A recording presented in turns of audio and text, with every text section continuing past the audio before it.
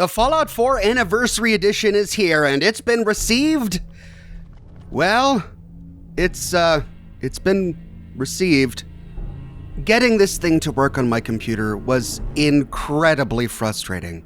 But as I've already shared my thoughts about the Anniversary Edition during my live show, and seeing as how so many YouTubers and journalists, and literally everyone, has already pointed out the myriad of flaws with this release, instead, with this video, I want to talk about the quality of the new content that they published with the Creation Club. Because with this Anniversary Edition, we get a bunch of new Creation Club creations. And I completely missed this the first time I read the news. I saw that it came with the base game that we already had, and all the DLCs that we already had, and the Creation Club creations, all of which I, at least, had already purchased. But at first, I didn't see anything in this release about any new creations. It was only after reading the press release on the Bethesda website and scrolling all the way to the bottom of the article that I realized that this Anniversary Edition comes with a bunch of new stuff. Now, if you already have Fallout 4, like all of us, and you don't want to have to buy it again just to get these creations, you don't have to. Bethesda is selling a creations bundle that includes all of their previous Fallout 4 Creation Club creations and these new ones that they published with the Anniversary Edition of Fallout. It's $20. So let's find out what $20 will get you in terms of actually new content. Note that there are even more creations that are available for purchase on the Creation Club store. They're not included with the Creations bundle that comes with the Anniversary Edition, and so they're also not included in this video. I'll cover those other new creations later in another video. Now, there's a whole lot with this release, so I've organized all of the new creations with timestamps in the description below, so you can jump back and forth to the different creations you're interested in, or just watch all the way through. Some of these new creations are a bit disappointing. Some of them are acceptable, though rather unremarkable, but some of them are actually pretty impressive. We're going to go over each one in exquisite detail, leaving no page unturned.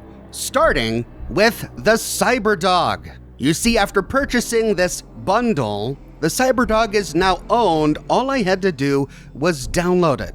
One of the frustrating things about this update, at least for me, was that I actually couldn't activate it or enable it using this menu. I had to manually enable it to get it to work. Additionally, many of the creations we're going to be going over today are buried in this brand new Creations menu. This Creations menu mixes Creation Club creations with a bunch of mods, and they're not organized well. In fact, after browsing through each category, there were some that I only knew existed because they were listed on the Bethesda website. I actually had to search for them in this store in order to find them. At any rate, this video isn't about the glitches, it's about the creations. This creation can be found by investigating the Nahant Oceanological Society, which is great because I've long felt that the Nahant Oceanological Society was underutilized by the base game. I think I even said as much when I did my video on the lore we find here. It's such minimal lore, and I felt like there was supposed to be so much more. Well, now, there is.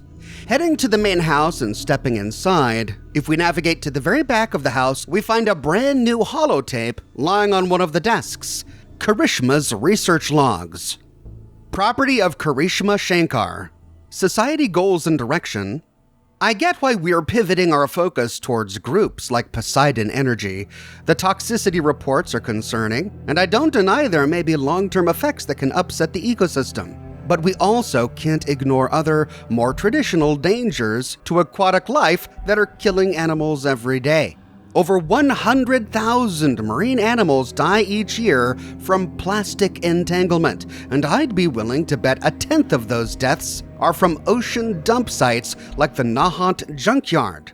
Just because I chose to focus on these real and insidious problems besieging our oceans doesn't mean I'm a mole for the energy lobby, and I'm offended at my colleague's suggestion that I am. In the next one, an environmentalist's best friend. It seems like the only person who bothers to listen to me isn't a person at all, but one of the strays who come by the Society for Food. He's a good dog, a very, very good dog, and an attentive one. It could be the hunger that motivates him, but he has a nose for spotting areas that have been disturbed by people. As such, I've decided to take him on my trips to the junkyard. He's been useful in sniffing out stray litter and other harmful plastics that have washed ashore. And in the final one, Nahant junkyard test results. According to chemical and grain size analysis, the sediment at the island junkyard in Nahant has shown high levels of contamination. There's been an increase in heavy metals, plastics, alkybenzenes, as well as the presence of several bacterial and worm species derived from sludge dumping and other organic waste. I'd like to take a boat out to the junkyard to collect samples for water testing, primarily to check turbidity, oxygen concentration, and pH. I just need to get the keys for the boat from the safe near the pier house. The lock's tied to a terminal alarm clock. I just have to set the alarm to the right time. It's the same as the year the Albatross set sail, becoming America's first oceanographic research vessel. And in case I forget what year that was, it's also staring me in the face. All right, well, sounds like we've got a new location to explore. The Nahant Junkyard. But first we gotta find a key. Heading outside, we can move down the pier until we arrive at the boathouse. Heading upstairs, we can destroy any enemies. And in a room on the top floor, we find a dead trader on the ground and a terminal on a desk. Alarm clock terminal. We can start by reading trader's notes. The terminal in the building says you have to set the alarm based on a specific year, but there's only 12 possible hours and 59 minutes. So the answer don't make much sense to me. It might be faster to pick the damn lock. Either way, I gotta hurry before the shamblers hear me. All right, what did the guy say? He said that the answer was staring him in the face. All right, well, we see a clock here, and what time does it say? Well, it says 5 to 12, right? I'm reading that right? 5 to 12, so 11:55? But is 11:55 the year that the Albatross set sail? That doesn't seem right, but all right, we can try it. 11:55. Error. Alarm was not set. What? I really didn't want to waste time looking this up, so instead, I just passed a hacker check to unlock the safe. Inside the safe, we find the Nahant boat key. With the boat key in hand, we can head out to the dock, climb aboard the little boat here, and just like heading to Far Harbor from Kasumi's house, we can turn on the autopilot to travel to the Nahant junkyard. And as soon as we arrive, we've got to kill a bunch of junkyard dogs and raiders. The island is pretty small, and the raiders have created a giant ring around the perimeter of the island using ruined cars. And the gang is led by a raider boss named Flea. After killing Flea, we can loot his body to loot the junkyard boxcar key. Then heading up to his private trailer, we can read Flea's terminal. In the first one, Flea's logs, we find 4 entries. In the first, our new base. We needed a base, a place of our own. Problem is, all the good spots were taken by somebody. The subway, the bases, the radio station, the racetrack, the bowling alley, the suburbs, the museum, the library, the theater, the docks, the train depot, the warehouse, the department store, the highways, the lakes. All taken! Even the doggone giant holes in the ground. Taken! Everywhere in the Commonwealth worth of crap had squatters living in it like a gang of gun-toting mole rats. So my boy Muffler tells me, why not go outside the Commonwealth? So we fixed up a boat, sailed out to this junkyard, and put a gun in its only residence, some old skin rash and her dog. Now we got ourselves a base. In the next one, Junkyard Arena, I got the idea for turning the yard into an arena from who else? Muffler. He has all the best ideas. It was his plan to trade junkyard scraps for animals. The fights keep the boys entertained, and the loser ends up lunch. Of course, not every animal needs to be meat. Some are way too entertaining and way too stinking expensive to lose. But Muffler had an idea for that too. He gets me to dig up the zombie's old terminal logs, and it turns out she's a doctor or scientist or something like that. I was going to feed her to Mr. Hugs, but Muffler tells me if she's a doc, why not have her fix the animals up before they turn into roadkill? And I thought, wow, that's brilliant. Why didn't I think of that? But that's what makes him Muffler and not me. The boys asked me one time, what's Muffler look like? And I thought, what kind of stupid question is that? He looks like what he looks like. So, is this flea guy speaking to an invisible friend in the form of a car's muffler named Muffler? Okay. Reminds me of Davidson and Antler from the Bright Brotherhood quest. Also, didn't he say in his first terminal entry that he put a gun in the ghoul and her dog that were living here? What did he mean by that other than killing them? But we just learned from this one that apparently she's still alive. Doc's little Cyberdog. You can't keep secrets from Muffler. He's real good at figuring out what people fear and making it a reality. At some point, you're either gonna spill the beans or spill your guts. Me? I'm more of a carrot than a stick person. Like the other day, I shoved a carrot so far down the scaver's eye, he practically begged me to dig up his cap stash. As far as secrets go, I've always suspected all the wires and gears in that Cyberdog's head were meant for more than just picking up litter. Now we know it was pre-war military. I wonder what would happen if we put it in this arena with the other mutts. For now, I'll leave it be, but if the doc doesn't do her job, it might be another carrot to shove down her throat. Well, how did Karishma get her hands on a pre-war military dog? Maybe she really was working for Poseidon Energy. In the last one, Doc's holding out. Muffler says the doc's messing with us, and I think he's right. The Radstag and the mole rats were bad enough, but we lost the stinking Yaoguai because she couldn't bother to heal it. You think those stinkers grow on trees? Well, I looked, and they don't. Anyway, the shuffler keeps telling us she's not that kind of doc. I told her she's stinking lying. How many kinds of docs are there? 2 at most? Well, only one way to find out. We're putting her and her precious Cyberdog in the arena. The doc's a smart one, but the cage is locked tight, and I've got the only key. There's no way out. And when Mr. Hugs pops that mutt like a pimple, we'll see if the doc can't remember where to put the stim pack. Backing out of Flea's logs, we can next read Karishma's pre-war logs. In the first, The Garbage We Don't See, the situation here is worse than I anticipated. When we talk about pollution, whether it be smog, garbage, or radioactive waste, it's a visual eyesore, and it prompts many of us into action. But the far more pernicious chemical is the one we don't see. Radiation, invisible to the naked eye, carbon monoxide, odorless and undetectable. The water here is no different. A lot of harmful metals and carcinogens are in this junkyard, but more alarming is how they've dissolved into the ocean water. I need to study the chemical process into why this is happening. That means making a permanent home here. At least I have my faithful dog companion. To be honest, he makes far better company than Casey and the Oceanological Society members anyway.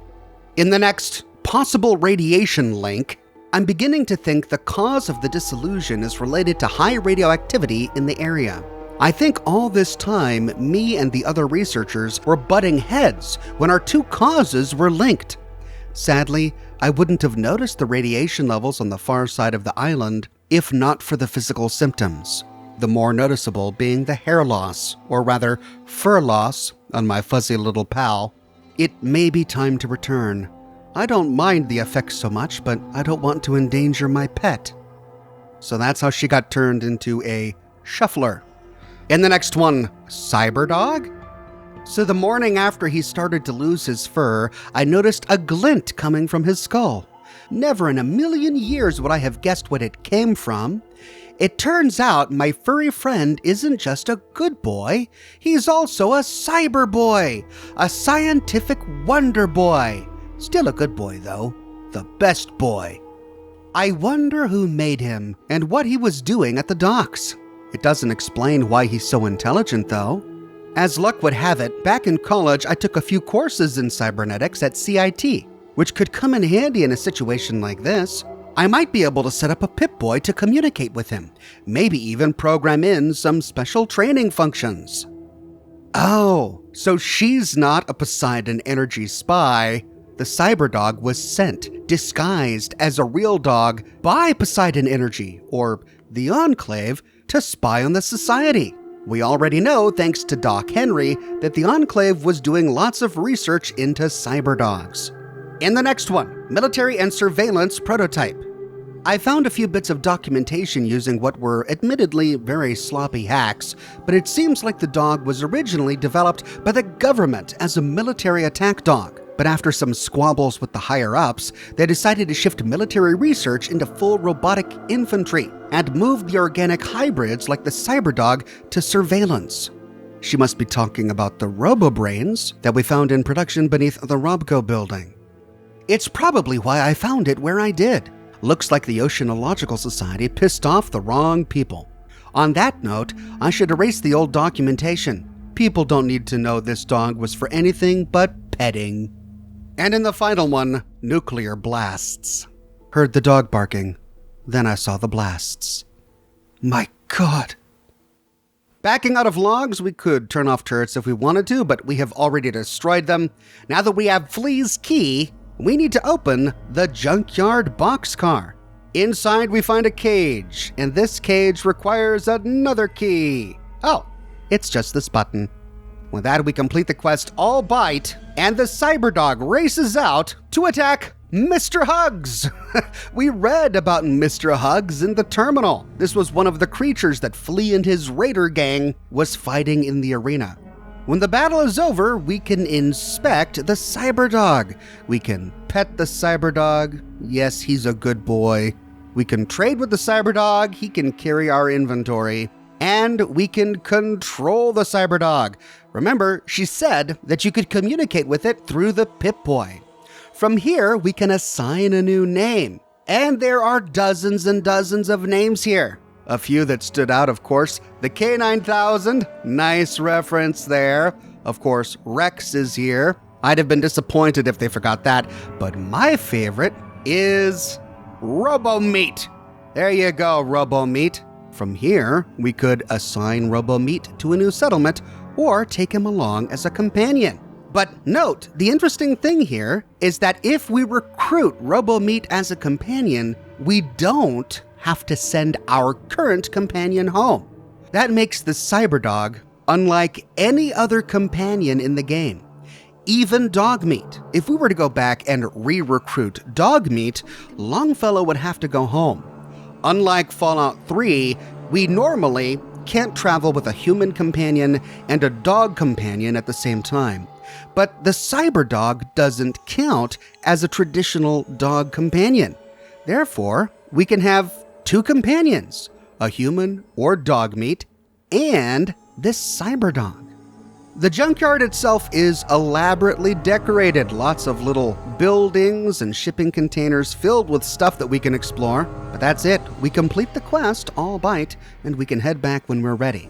I'm really impressed by this creation. It not only takes advantage of a location in the Commonwealth that was previously underutilized by the game, fleshing it out and filling it with interesting lore, but the story itself was pretty good, and the companion we get from it is exceptional. I love that you can rename it, I love that it can carry your gear, I love that it acts just like Dogmeat, but doesn't count as a companion. Now, this next one needs a bit of a foreword. Many years ago, in the year 2006, Bethesda released a plugin for Oblivion called Horse Armor. You could get some armor for your horse, but it cost some money, about $250. At the time, microtransactions weren't an established part of gaming culture, and so people responded incredulously. Who would spend $250 on horse armor? It was ridiculous. People were upset at Bethesda about it. It became a running joke.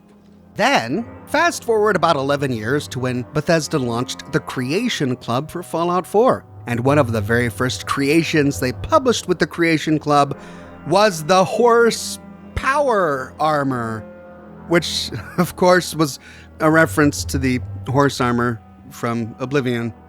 At the time, everyone got the joke. Yes, Bethesda, very clever. But the creation itself was actually pretty good.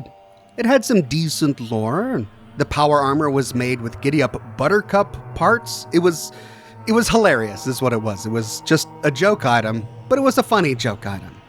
Now, 8 years later, with the launch of the Anniversary Edition and replacing the Creation Club with Creations, what is one of the first creations we find? It's Brahmin Armor!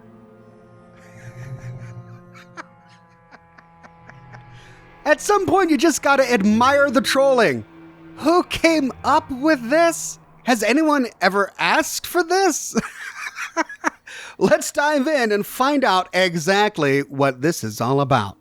We learn more about the Brahmin Armor while exploring Easy City Downs. Even if we previously cleared this place, we find a new living raider here named Cowbell. She's immediately hostile and we have to kill her. Upon doing so, we begin the quest, Utter Madness. Aha. And we examine the corpse.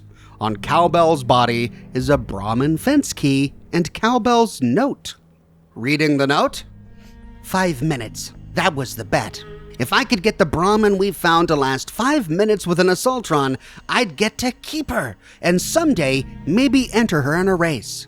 So with that in mind, I proceeded to doll up our precious little boom machine in a cute little dress made of steel and rebar. Now, if I'm being honest, I would have liked to glam up her faces even more, maybe powder her noses with glitter. It would have complemented the metal chains perfectly. But I only have so much glitter, and most of it is reserved for me. Sorry, Brahmin. Not sorry. Tragically, even after I won the bet by a good 40 seconds, Eager Ernest still won't let her run alongside the others. He says the races are for bots only, and the Brahmin plays too rough. Well, boo stinkin' who? So what if a few robots get their chassis scratched? As far as I'm concerned, the races should be full contact anyway. Otherwise, what's the point? Oh, dear God. With the key in hand, we can open the fence to discover a War Brahmin. Now, if we try to rename it, one would expect a similar interface like the one we used to rename the Cyberdog, but since we're not using our Pip-Boy to do this, instead we have to cycle through each name individually. Yeah, it's really cumbersome. And the creation description says there are over 100 names to choose from. So I'm just going to settle on bag of bolts here. Then, to recruit the Brahmin, we talk to it, and we can send it to a settlement. As with all other recruitable Brahmin in the game, they do count towards your settlement limit. And all my settlements were full except for the Kingsport Lighthouse. So that is where I sent her. And with that, we complete Utter Madness, and she slowly walks away. If we try to actually follow her, she gets caught up, because the gate in the middle of the racetrack was built for robots, not Brahmin, so she can't actually physically leave.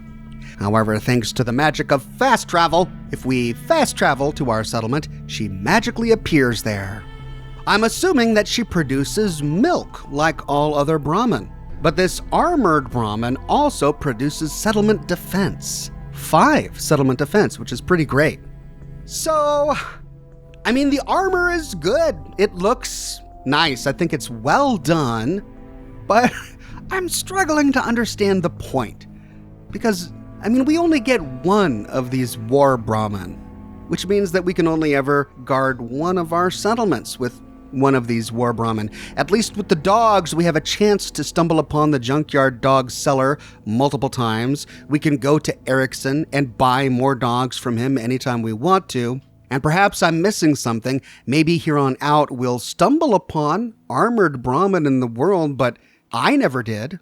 I just think this particular creation had a lot of missed opportunity. It would have been great if maybe Cowbell had left some Brahmin armor blueprints that we could pick up and then craft new Brahmin armor from a chemistry station and equip that armor onto existing Brahmin. And the Brahmin, it's just a really weird creature to want to armor. I mean, with the Oblivion horse armor, you would ride the horse. You would see the armor all the time. You were there with it, right? With the horse power armor, it was a suit of power armor that you could get into, and it was always with you, and you always got to see it. Well, with the Brahmin armor, I mean, you can't ride a Brahmin. Yeah, it's at your settlement, but you don't spend a lot of time at your settlement. You don't see it all the time. You're out exploring dungeons and doing quests, coming back periodically to admire your bag of bolts here. I don't know. I mean, okay, for what it is, it's good. It's exactly what it sets out to be. It's just, I kind of want it a little bit more. Next up is the ion gun. The creation description says that it starts by visiting Kill or Be Killed in Good Neighbor. Kill or Be Killed, of course, is Cleo's weapon shop in Good Neighbor. And heading that way, on her countertop, we find a Vault-Tec business card and a note. Grizzled Wastelander's note. Found this old Vault-Tec business card on a corpse. Seems like they had one of their headquarters a few blocks from Good Neighbor. Just my luck, right? Place like that might be full of interesting junk. Except, as a Wastelander, I got 3 rules. 1, never eat anything you didn't kill. 2, never play cards with a robot. And 3, never, ever, ever mess with anything made by Vault-Tec. Let's just say I know what they're about. And I wouldn't trust so much as a lunchbox not to pop open a gun and shoot you in the face. But hey, maybe some fool wants to try their luck, so I'm leaving this here. With that, we begin workplace safety. We need to investigate the Vault-Tec regional headquarters. Heading that way, we can enter, clear the ghouls, and wind our way all the way up to the top floor. In one of the offices, we clear the ghouls, and we find a bunch of stuff on this table by a terminal. Now, some of this stuff is actually for a completely different creation, so we're going to ignore this now. However, I didn't know that at the time, and it caused me to get really confused. This is why you need to be incredibly careful when creating creations so that they don't cross paths with other creations. I went pretty far along this other quest before I realized that it wasn't even related to the ion gun. And in so doing, I missed a lot of that original quest's story, and I had to go back and replay it. At any rate, we're here for the ion gun, so ignoring everything else here, we can loot the broken ion gun pistol. That updates the quest log. To continue, we read Davidson's terminal. Now, what's really interesting about this terminal and the other terminals here is that there was a story here before this creation. However, it was a really short story. This building was only ever used as a destination for Radiant quests. It didn't have a big story of its own, and it felt underutilized. But with this creation installed, all of these terminals change. The existing entries on the terminals are there, but a bunch more have been added that fully flesh out the story. So even though I read some of these terminal entries before when I did my video on the Vault-Tec regional headquarters, we're going to read through the short entries again because they've created a whole new story incorporating them, which I think was actually really well done. So, Davidson's terminal, personal logs, first entry, October 2nd. This was one of the ones that was already here. I believe Dr. Reed is under the impression that the vaults in the Boston area will be used to harm its future residents instead of help them. I told him he's just being paranoid. Vault-Tec would never do anything of the sort. And the next one, October 13th, this one was also already here. Sharon spilled coffee on my new shirt while we were in the lounge this morning. I told her it was fine and we had a good laugh about the whole thing. If she does it again, I'll stab her in the stinking throat with my pen. She's a good kid. In the next one, October 19th, this was also already here. Dr. Reed is beginning to get on my nerves. All he talks about now are his theories on how the vaults were built to run experiments on people and not actually help them at all. I keep telling him that he couldn't be more wrong. If he keeps it up, I might have to discipline him. The rest of these entries are all completely new, and they really lean into the sadistic nature of Davidson. October 21st. Today, that new gun I asked for finally came in. It's well made from grip to barrel. I admire the craftsmanship. If only some of my employees shared a similar commitment to excellence, I wouldn't have to blow their brains out. I'm lucky I know a few engineers at Poseidon who are fellow gun enthusiasts, as this is clearly off the books. Vault-Tec wouldn't sanction something as exquisite as my ion gun, not that anyone here needs to know that. I also made sure to offer some of my own personal sketches and ideas for how the gun might work. Hopefully they implemented my advice, so further measures aren't necessary. But I've collected their names and addresses just in case. I'm sure they're doing their best. And in the final one, 10/22, the next day. Something's wrong with my ion gun. It was working fine just yesterday. I called one of the engineers and he assures me it was functional when it shipped. Now that I think about it, I was out of the office all day yesterday and left the weapon on the table. Dr. Hernandez might know something. He's always snooping around the office. If he lies to me, I might just shatter his kneecaps. See how he likes it when other people break his things. As I said, they really leaned into Davidson's sadistic nature. But now we gotta find Hernandez's terminal. Thankfully, it's just downstairs. On a desk next to the terminal is Dr. Hernandez's note. I know I should have a better password, but it's such a pain trying to remember it. I suppose I can at least make an effort to change it every month, something I can look at, but hide in plain sight. I think I'll go with whatever numbers fall on everyone's favorite workday. That way, whenever I forget, I'll have the answer right next to me. What? Everyone's favorite workday? Wouldn't it be Friday, if anything? We could try to pass a luck check to guess the password, and we're presented with a bunch of 5-digit passwords. Oh, wait, I'm just now realizing maybe each of these are supposed to be Friday, because it's the day before the weekend. So is the answer every Friday in the month? Did October in 2077 have 5 Fridays in the month, and that's what we're supposed to do? Oh my God, that's what we're supposed to do. Okay. Well, I didn't figure it out at that time, so instead I just guessed randomly, and then we got in. We find 4 entries. All of these are new, by the way. In the first, October 19th. Sharon's been out for a few days, and Walter seems a bit down. It's obvious to everyone he likes her, but it's not like she's dead. Either way, being in that warehouse all day surrounded by toilets can't be good for his loneliness. Meanwhile, Dr. Reed is thinking about quitting. He has a theory about the vaults being experiments, but Davidson says he's just being paranoid. I'm not sure who to side with. I just want to make sure I bring my popcorn when the man completely flips. And the next, October 20th. Frank brought a gun to the meeting today. A gun! Although a more accurate description would be to call it a cannon. He's clearly compensating for something, and we all know what. What? They all knew what? Why would they all know that? Ew. And the next, October 21st. Frank left the office early today, and it's a needed break. With Dr. Reed about to quit and Sharon missing, everyone's so tense. Speaking of which, I saw Walter from the warehouse break into his office. He's always stressed the importance of workplace safety, so I take it having a firearm on the premises touches a nerve. I managed to flag him down during lunch and got him to blab. He swore me to secrecy, but Walter apparently took Frank's gun apart and broke it. Then he hid the parts all around the office before Frank got back.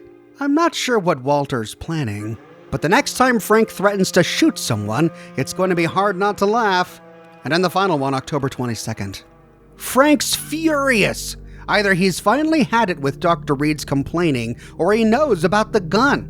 I was hoping to see some fireworks, but Walter seems content, just letting him rage. He might have forgotten about Frank altogether. I think he's worried something happened to Sharon. Well, that's no fun. So I left Frank some clues on the bulletin board. Watching him stumble around the office trying to find his precious parts is going to be a riot. Next, we have to find these clues that he left on the bulletin board. Sure enough, in the meeting room, we find Dr. Hernandez's clues. Frank, if you want your precious gun back to normal, then you're in luck. Consider me your ghost of Christmas past, present, and future. Let's start with the past. Remember where Roger lost his hearing? You'd have to have a shred of empathy to even know what happened. Well, if by chance you do, search the area. You might find something in a pocket. Next, the ghost of the present. So you know the person you've been agitating all month? Maybe if you spent more time together, you'd realize you had a lot in common. For instance, did you know both of you share the same taste in pictures? I'd look behind a frame or two and see what turned up. Lastly, you'll need the blueprints that came with the gun to put it back together. Well, like I always tell the boys in the warehouse, the blueprint to a successful future is simple. When you're going down and you've hit rock bottom, sometimes the best thing to do is look up. Oh, brilliant. It's a frickin' scavenger hunt. Great. Thankfully, our next locations are marked for us. The first one is right next door, Dr. Reed's Terminal. And all of these terminal entries are the same. In the first one, September 29th, so we just shipped 15 cases of Psycho and Jet to Vault 95. Of course, that makes total sense. Let's give these addicts more of what put them in this situation to begin with. Davidson says it's to force them to make the hard choice, chems or getting clean. I say it's to cause a bloodbath. In the next, October 7th, Walter in the warehouse just told me we received a massive shipment marked Vault 111, Do Not Open. So he opened it. And it was hundreds of gallons of liquid nitrogen. What could they possibly need that for? And in the final one, October 22nd. That's it! I can't work under a manager who's so oblivious to what's going on around him. These vaults are supposed to be a safe haven for these people, not a lab to run experiments on them. Davidson still doesn't see it. Or he's just ignoring it. Either way, I'm putting in my 2 weeks in the morning. I love that they were able to work this new creation story in and around the existing story that was already here. That, I think, is really well done. And sure enough, since the clue told us to look at a picture, behind the desktop picture frame, we find an ion gun scrap. Next, taking the elevator all the way down to the warehouse, we can open the hatch in the elevator. I wasn't even thinking about this at the moment, but it came in handy later. Moving into the warehouse, we can kill the ghouls and then read Walter Scott's terminal. The first two were here. The last two have been added by the creation on October 15th. I think Mr. Davidson has been getting annoyed with Martin lately. I told Martin he should probably back off a bit because I know Mr. Davidson has a temper. I saw him break a pool cue over Roger's head because he stood too close to the table when Mr. Davidson was taking his shot. Roger still has trouble with hearing in his right ear. And that gives us a clue where to find the next part, by the pool table. And the next one, October 19th, I miss Sharon. She's been out for a couple of days and it's just not the same without her. No one upstairs has heard from her. I'm starting to worry. Getting to see her face again when I go upstairs for lunch is the highlight of my day. And the next one, the next day, I can't believe Mr. Davidson brought a gun into the office. There's no way HQ would approve, but anytime I bring up an issue, they never respond. The fact is, something has to be done. Given his temper, it's a bad mix, and we don't need another workplace incident.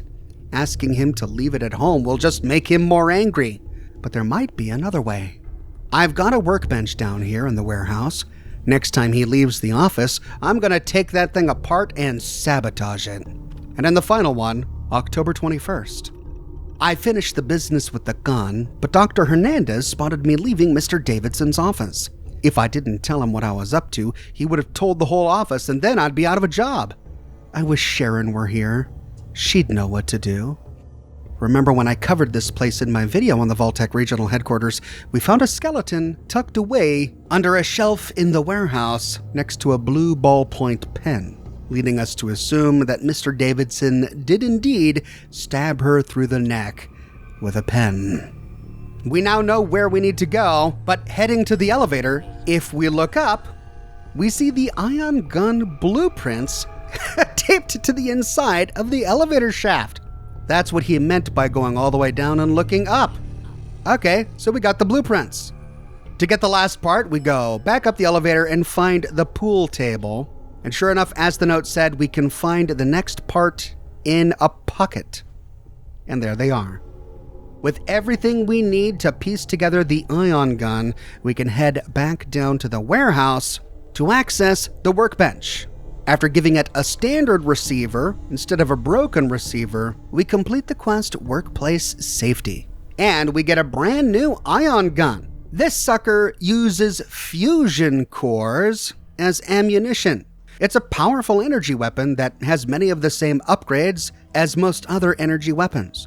I gave it an overcharged capacitor, an improved long barrel, a recoil compensating stock, a hot swap battery, which improved reload speed, a long recon scope, and I ultimately chose the quantum taser. Superior damage, and attacks have a chance to stun.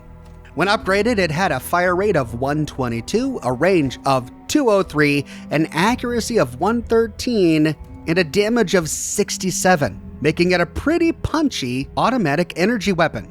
The thing I love most about it is it has practically no recoil. Of course, it wouldn't as an energy weapon. It looks a lot like the weapons we remember while exploring Big Mountain during the Old World Blues DLC to Fallout New Vegas. And it's a thing of beauty. It says Poseidon Energy engraved on the side. It's got Nixie tube-like things sticking out of it that glow. It's a really beautiful gun. It's useful and powerful in combat, and the quest that came along with it was pretty well done.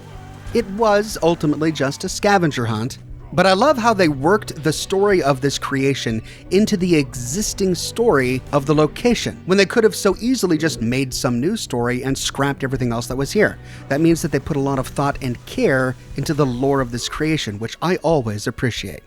The ion gun also gets added to vendor inventories. I found half a dozen or so of these things while browsing various vendor inventories, all with a random assortment of mods attached. Which doesn't make sense considering the lore of the gun, it being a unique, bespoke weapon.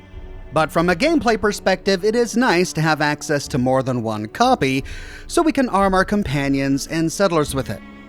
Next up is Institute Plasma Weapons. The creation says we can start this one by investigating the Parkview apartments. After clearing the exterior and heading inside, we can take the elevator to the top floor. We arrive in a room at the bottom of a staircase, and we hear somebody upstairs named Eyeball. No need to hide. It'll all be over soon. Heading up the stairs, we hear her again, and we can put this ion gun to good use. Get off! I love it! Looting Eyeball's key, we find a safe key, Eyeball's note, and a mysterious token. After looting them, we begin the quest, Alms for the Needy.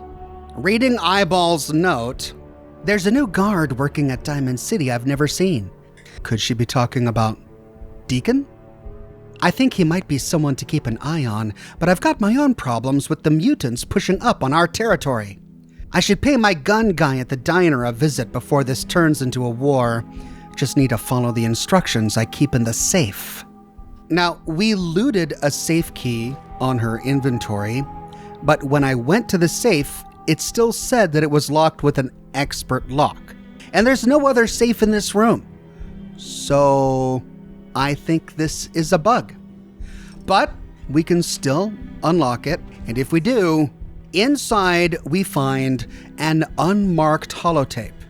Reading the holotape in our inventory, we find 3 options. In the first, mission directives. Primary directive: monitor activity funneling in and out of Diamond City. It's possible railroad agents may be posing as guards or traders in order to transport escaped synths. Report any suspicious behavior to the Bureau. Secondary directive: ingratiate yourself with the local raider clans. Ensure none of our agents are captured or harmed. So Eyeball was an agent working for the Institute, posing as a raider. In the next one, weapons and requisitions. Operatives are encouraged to blend into their surroundings.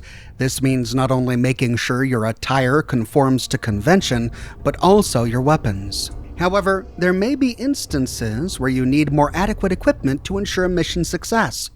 If such action is acquired, I think they meant required there? A vendor can be contacted by placing a token into the alms bowl of one of our agents situated outside Diamond City. This will notify our dealer to meet you at the Cambridge Diner with a supply of high-end plasma weapons. Several of these are new prototypes which are in need of field testing. Further details are listed in this holotape. Keep in mind that all weapons will be sold for caps to maintain cover in the event of discovery. Conversation not pertaining to the sale is also prohibited for this reason.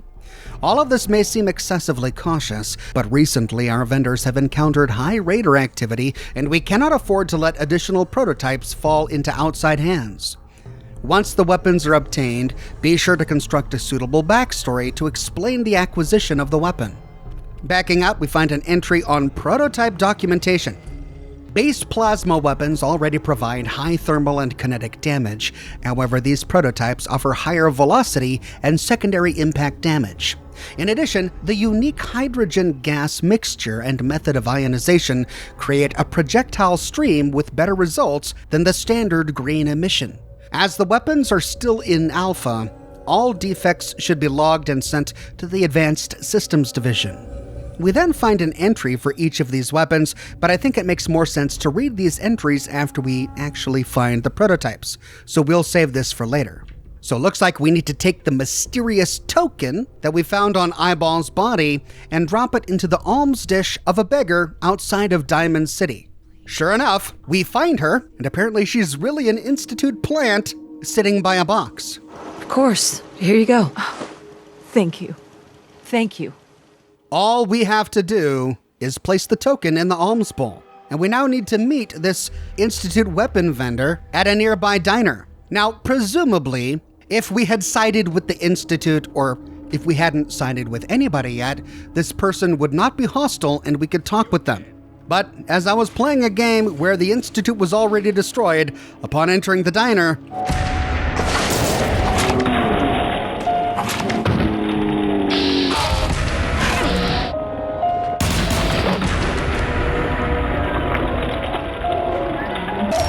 and the ion gun came in clutch. We kill S230 and a synth dog, K923, which is the first time we learned that the Institute has apparently made synth dogs, which I don't think is outside the realm of possibility. They made synth birds, they made synth people, they made synth gorillas.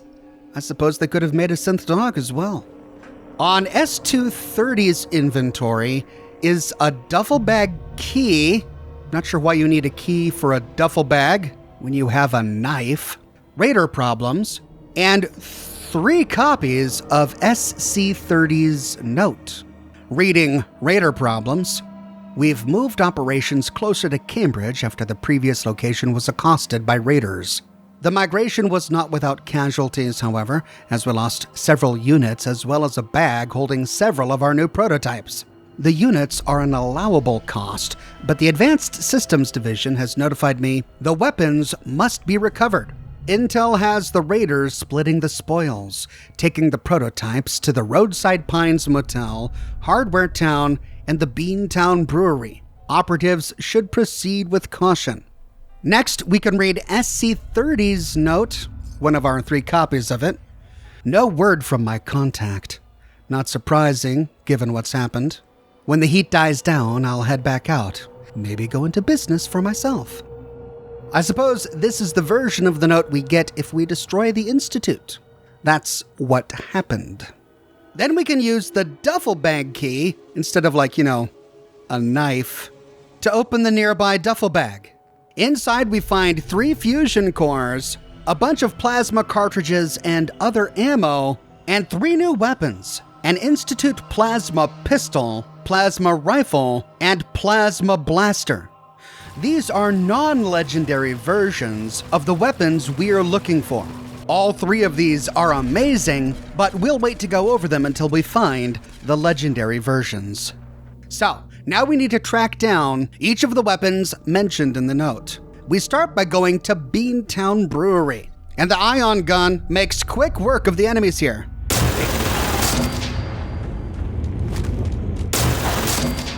Hey, who's there?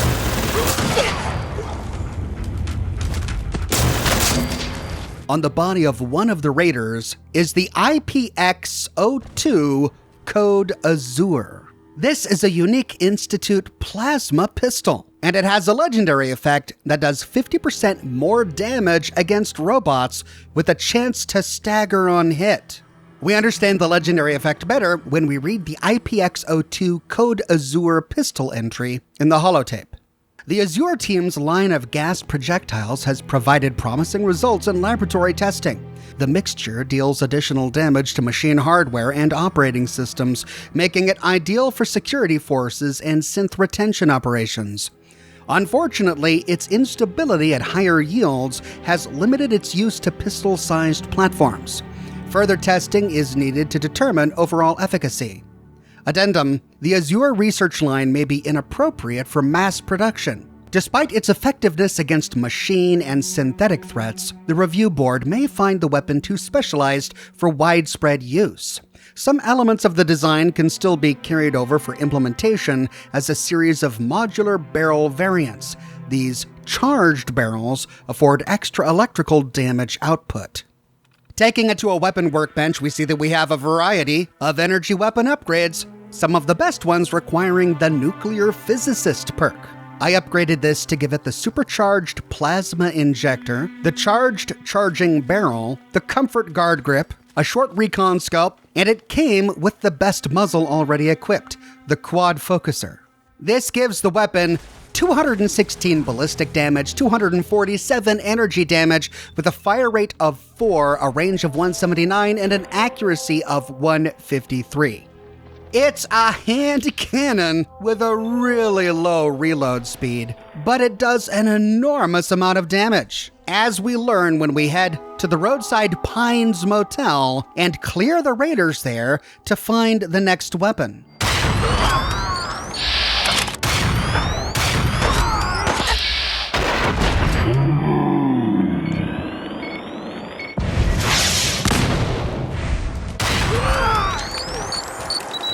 Once clear, we discover that one of the raiders was using the IPX-03 Phoenix. It does 30 points of additional burning damage. Reading its entry in the holotape, the IPX-03 Phoenix is a superheated and highly combustible gas mixture designed to brittle a plasma discharge, allowing it to spray on impact. The result is a searing projectile hot enough to melt through armor or carbonize human flesh, but also provide additional damage outside the point of entry. This variant requires further testing to ensure the safety of field troops. In early tests, it endangered friendly forces due to its excessive impact radius. As a result, further tests are limited to clandestine operatives working with non-essential personnel. Addendum: the Phoenix research team has managed to refine the more unstable elements of this design to the point where the added lethality and combustibility can be implemented on the production model via modular emitter units. These superheated modules retain the fire-starting capability of the prototype, albeit at reduced scale. The non-legendary version of this shot a blue rapid-fire plasma, but the legendary version shoots a burning red rapid-fire plasma. We can take this to a weapon workbench and fully upgrade the sucker. I gave it the photonic plasma agitator, the advanced injector centrifuge, a recon scope, and a superheated focused critical tri-stream projector.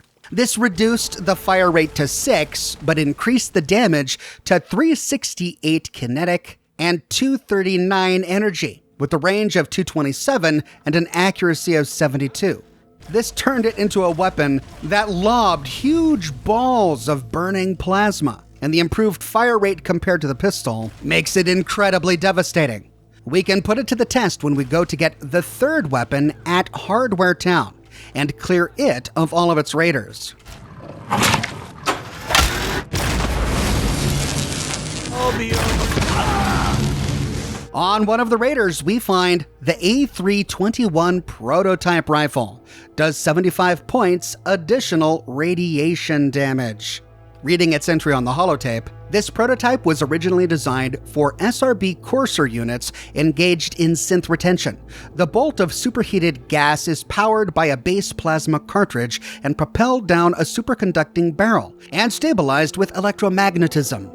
The A321, however, offers secondary damage on impact.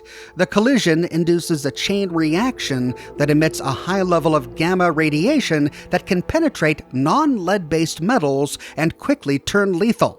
For this reason, it's advised that in its current form, use of the A321 plasma rifle be restricted to non-human personnel until modifications can be made. Addendum: refinements to the excessive radiological damage of the A321 line have yielded a functional and stable line of modular barrel enhancements that have been approved for use with the production model. In preliminary experiments, these irradiated barrel modules produce similar damage to the prototype, with reduced risk to non-synthetic users. However, further testing is required to confirm. Taking it out back, we can test it as it is on a couple of raiders. Oh, it's on!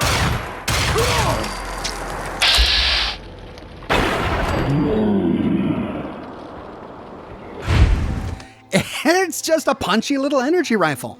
Modifying it at a workbench, I gave it a supercharged plasma injector, and I had to spec into rank 2 of nuclear physicist to give it the experimental irradiated charging barrel. It already came with the best stock, the marksman stock. I went ahead and gave it a long recon scope and upgraded the muzzle to a quad focuser. All three of these weapons are really impressive, and they're a lot of fun to play with.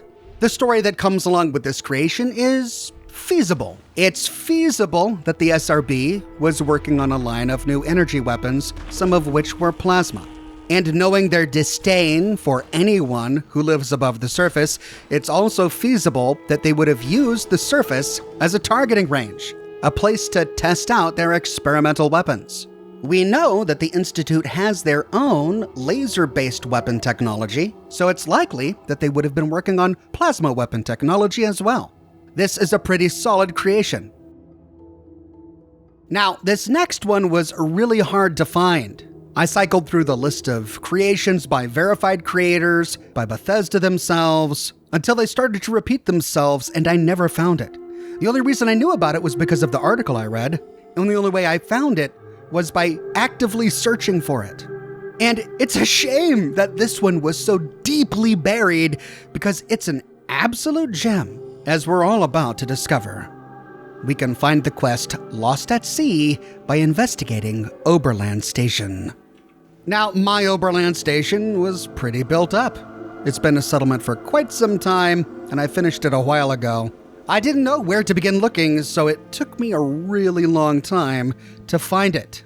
But the item we need to start this quest is a note that's pinned to the door frame of the tower. Sea Scavengers. I don't care what anyone says. I know what I saw. It started with some rustling late at night, just outside the station. Normally, it's mole rats. At worst, it's raiders. But on this night, it was something else entirely. I swear on my dead uncle, I saw a group of shadowy figures walk right out of Lake Couture and start marching south towards the old disposal site. Maybe it was the adrenaline, or maybe I didn't think anyone would believe me, but I grabbed my gun and chased them down as fast as I could until I got to an old abandoned cabin. The tracks stopped there. So did my chase. The scavs were nowhere to be seen. It's as if they just vanished. With that, we begin the quest, Lost at Sea. Investigate the cabin south of Lake Couture. The lake is south and to the west of Oberland Station, so fast traveling nearby, we head that way until we see a cabin by the lake. As we get close, our quest log updates to search for clues. Inside, we find some smeared blood and the body of a sea scavenger. But that outfit looks familiar. It looks like a ghost person from the Sierra Madre in Fallout New Vegas. This body is wearing a hooded, worn sea scavenger outfit, and when we loot it, The body disappears and we get attacked by more sea scavengers. Heading outside, we can dispose of them.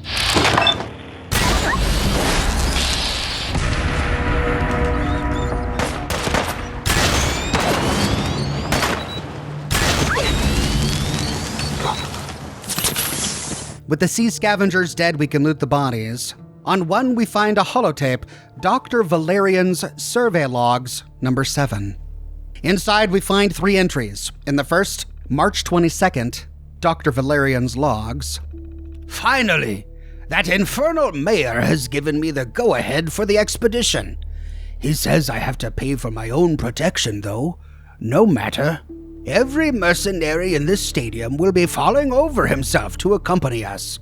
We're making history. Delayed history, but history. The delay has led to my notes on the sea scavengers becoming scattered amongst my work. I told Warren to collect them, but the fool mixed up the dates. Doesn't that boy realize I saved him from a life of begging? Doesn't he realize that I alone saw the small fading ember inside him that could lead to a life of science and great discovery? This is his last chance before I send him to the streets where he arguably belongs. It seems I am sentenced to an interminable lifetime of doing things myself. No matter. My notes are assembled. Reports, sightings, recollections. Going back, I'd say, at least 100 years. Stories of creatures in masks that crawled out of the earth after it was cracked by the bombs. Tales of monsters stalking the wastes, forming more of the glowing sea wherever they go. Mankind's punishment for the woes it inflicted upon this earth. Such imagination, such paranoia. Unfortunately, I've known it all too well. It's understandable that in this day and age, my fellow man values other sciences a little bit more than taxonomy. But as I've stated again and again, it is to his loss. Humankind is no longer the dominant life form on Earth, and the sooner it realizes that, the better. I like a good tall tale as much as the next man, but if we understood our FEV-created neighbors rather than fearing them, it would benefit us to no end.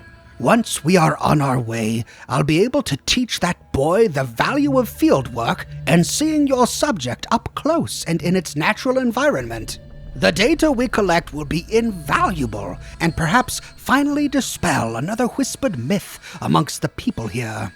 And perhaps once they understand creatures like the sea scavengers a little better, they will understand me a little better too. In the next, March 24th, audio transcription. Transcription of Plant Live Study number 442. Everything said in this room, every word, every breath. I don't want to miss a single thought. The smallest murmur could be vital. Shouldn't I only record things related to the analysis? What the hell has gotten into you, boy? I feed you, I clothe you, give you what every dreg in this commonwealth would dream of having, an education. If people in this damn town had an appreciation for science, that damn ad would not have gone unanswered, and we'd be halfway to the glowing sea by now. Don't miss a single word, or else.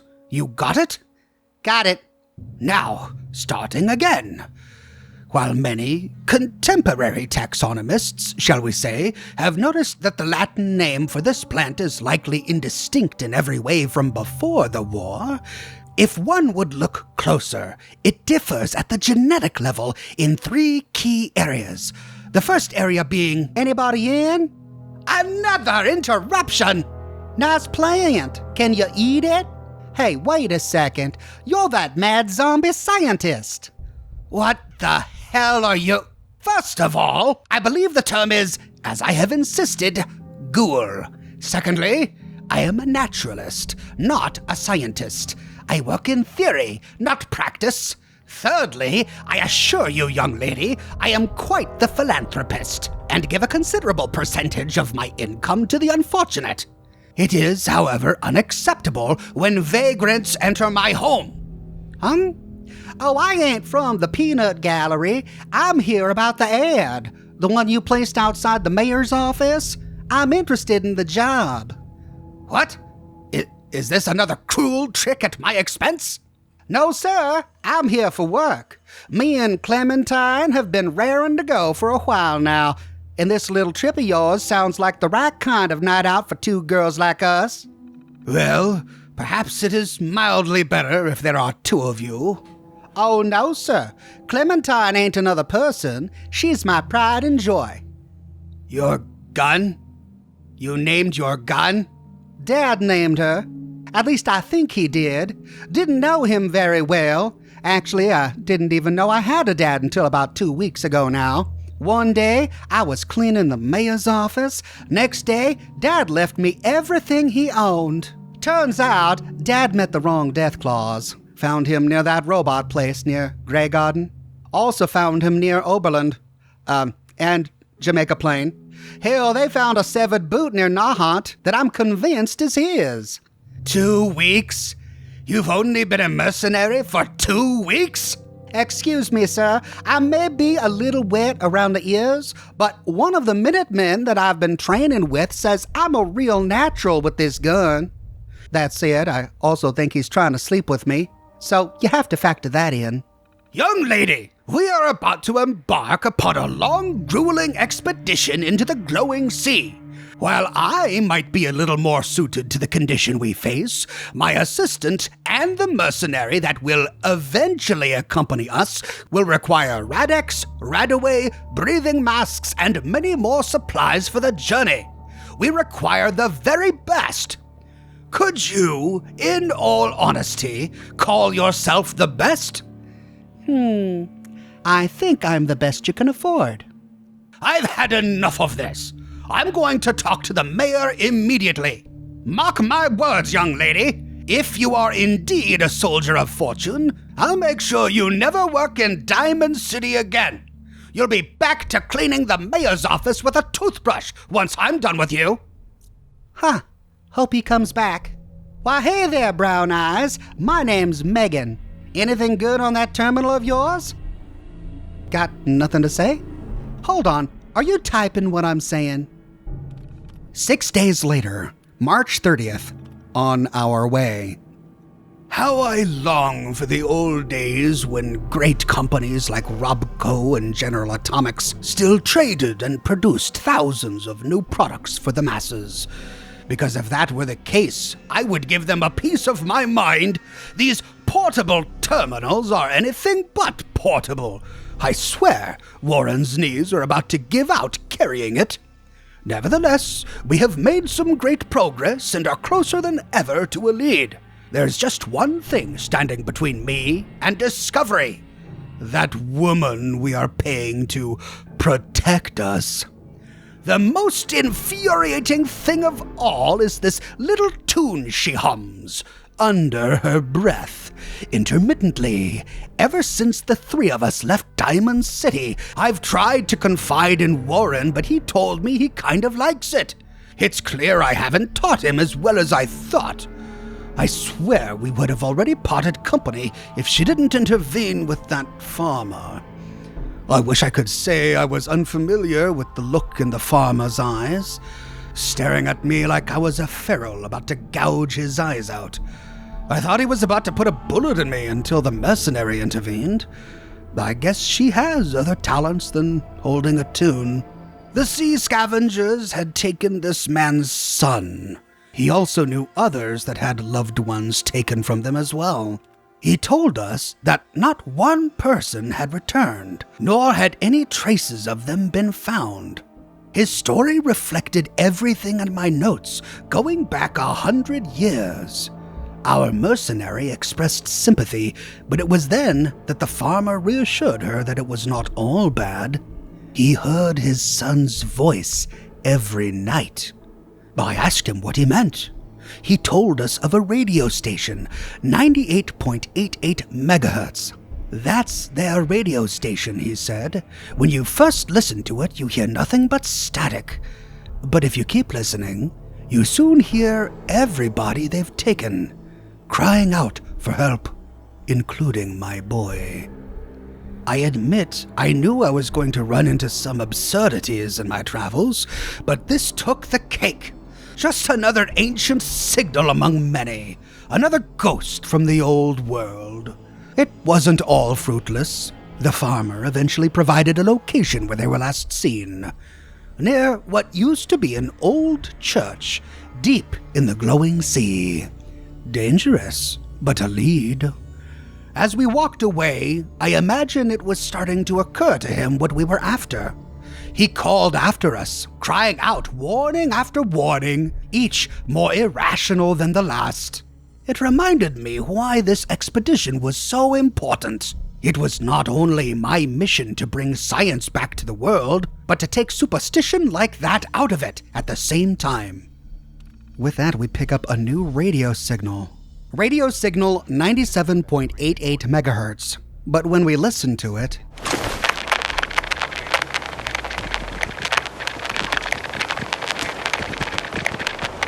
it's just static. We never hear other voices on the radio frequency. Like the farmer said, we can loot the rest of the bodies. And just like with the first one, whenever we loot the outfit that the sea scavenger is wearing, the body evaporates. Here we walk away with half a dozen brand new outfits. But we'll go over all of the new outfits we get from this quest at the end. The holotape mentioned a church deep in the glowing sea. I thought that if we listened to the radio broadcast, perhaps it would get more clear the closer we got to our destination, but that didn't happen. We marched to the far end of the glowing sea, and even after arriving at the church, the signal doesn't become clearer. We never hear any voices. This sunken church is one of two sunken churches I know of in the glowing sea, but this one doesn't have a quest associated with it, nor does it have a creation associated with it that I know of, which means that this creation is making use of what was previously an underutilized part of Fallout 4. To gain access to this sunken church, we can climb down a tree branch. Peering inside, we don't see any enemies.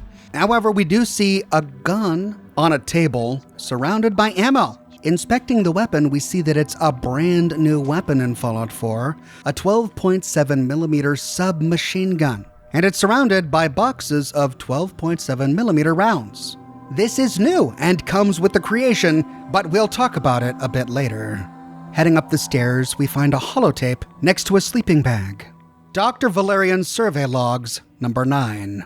Inside, we find 2 entries in the first, March 31st, full of regret. I can't sleep. Perhaps returning to my notes will allow me to be at ease. After all that has happened, at the very least I can say that I saw one. Many, in fact. The sea scavengers surrounded us. Perhaps they would have killed us if it wasn't for the woman. As much as I hate to admit it, she saved us. Warren and I, we didn't know what to do with ourselves. We didn't know where to run or hide. Yet she was as still as an old-world statue, taking shots with the timing of a metronome. It allowed us to get our bearings and escape to here. Appropriate, perhaps? My father was a religious man. I thought it was nonsense from the moment I could put 2 words together. Should I reconsider? What about our friends out there? Do the sea scavengers have a god? Or do they come from the other place, as the farmer alluded to? If there is another world, it would explain these things. Like ghosts, they never bleed, and when they die, they explode into a brilliant red flash, as if the soul within has taken flight. Even as I hide here in the Lord's house, I find it hard to suspend my disbelief. They cannot reproduce, at least. Of that I am sure. But their numbers would suggest otherwise. She must have downed 5, 10, yet they seemed infinite. I have so many questions, but that's all I have. No images, samples, or any evidence whatsoever. Just questions. Questions that should be answered by a better scientist than me, perhaps. Perhaps Warren? I have doubts. He thinks I can't hear him. Maybe they think I am sleeping. Maybe they think I wasn't young once. I was. It was centuries ago, but I was. Perhaps that's one good thing about Warren getting trapped here. I'm beginning to realize that he was not meant to follow in my footsteps after all. In the next one, April 1st, the signal. I wasn't imagining it. It was there, limping, wounded, struggling, but it was there, circling the roof of the church. It must have done that 4 or 5 times. It fell over twice, tripping over a branch and then a rock. I didn't think it was even aware of its surroundings, but it was alive. The mercenary must have put dozens of rounds into it, but it was alive. Also, that farmer was right. I could hear the static from its broken helmet. If all of them listen to it, it becomes their signal. What could it mean? It's just static. I don't hear anything but that. While I listened to the signal, the scavenger continued, absent-mindedly toying with its surroundings, each haunting tap on the roof, letting everyone know it was still there. And then, just like that, silence. I've stuck my head above the roof 3 times now. They are all gone.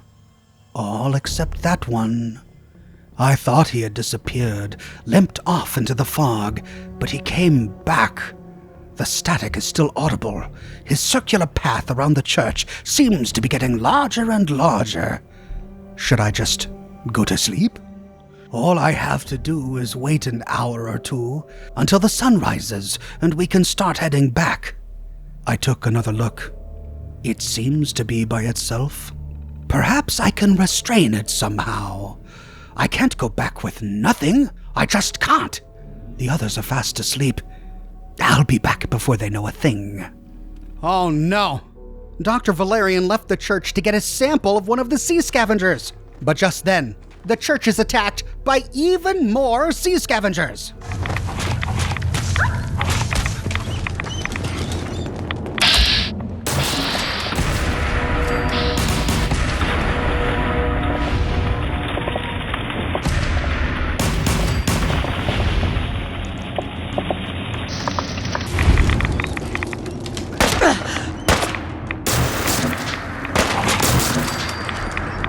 After looting the outfits off of most of them, we can loot the last one to find Dr. Valerian's survey logs number 10.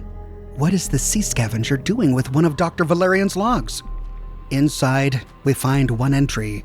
April 1st, all the guilt. They took her. I can't believe it. They took Megan. I chased down the wounded sea scavenger, and before I knew it, they were surrounding me. More than before. They grabbed me, suffocated me, and in that moment, I was ready to pay for my misjudgment. Suddenly, a spray of bullets peppered the area, and I dropped to the ground. As my body smacked against the hard surface, they immediately left me and sprinted in the direction of the gunfire. I lifted my head when the gunfire stopped. In front of me was a trail of bodies. Their bodies. She had downed a dozen of them. But it wasn't enough. I couldn't see her face, but her sounds of anguish were amplified and clipped by her voice meter. She fought them off better than I imagined for someone her size, but it wasn't enough. One of them lifted her up almost effortlessly and carried her away. Long after she disappeared into the fog, I still heard her muffled cries, until those too faded away completely. When I heard nothing save the distant thunderclaps and howls of the glowing sea, I collapsed at the steps of the cabin. It was only a few moments later when Warren appeared. He asked me what happened to her. My silence told him everything. His anger was palpable, and I knew anything I said would make it worse. It was then that our transmitter came to life. Relief swelled on Warren's face. It was her distress signal. She was alive. I shared Warren's relief. I told him there was a chance someone could save her. If we hurried back, we could alert the Minutemen. But without warning, the anger returned to Warren's face, brighter and redder than before, clearly visible even under his mask. He rushed into the fog. I ran after him, but quickly stumbled and fell into the dirt, my radio falling out of my bag. Then I heard it, the scavenger signal repeating over and over as I sat there in complete shock. At first, it was just static, but after a while, I realized the farmer was right. I could hear the mercenary's voice. With that, we pick up a new distress signal, the mercenary's distress signal. And we're at 0.0%. We're very far away. The destination is on the complete opposite end of the glowing sea. It was quite a walk, but it gave me plenty of opportunities to test out all of our new weapons. When at last the signal got strong enough, we arrive at the ruins of a Super Duper Mart. Another glowing sea location that really had nothing else going on. I'm so glad they were able to use it. We can enter the Super Duper Mart's parking garage through the front door. Inside, we hear noise. It sounds like a deathclaw, but something is fighting it. Whatever happened, the deathclaw lost. At the opposite end of this room, we find some ghouls. And at last, we find the source of the signal. It's on the other side of this cage. Now, we could hack this expert-locked terminal to gain access, but I wanted to see if there was a key. So continuing to explore, we find the ruins of a bus that are leaning over a pit to the floor below. Dropping down, we explore it to the opposite side, where we find sea scavengers by a ramp. At first, I thought there was only one, but then... Ah, crap!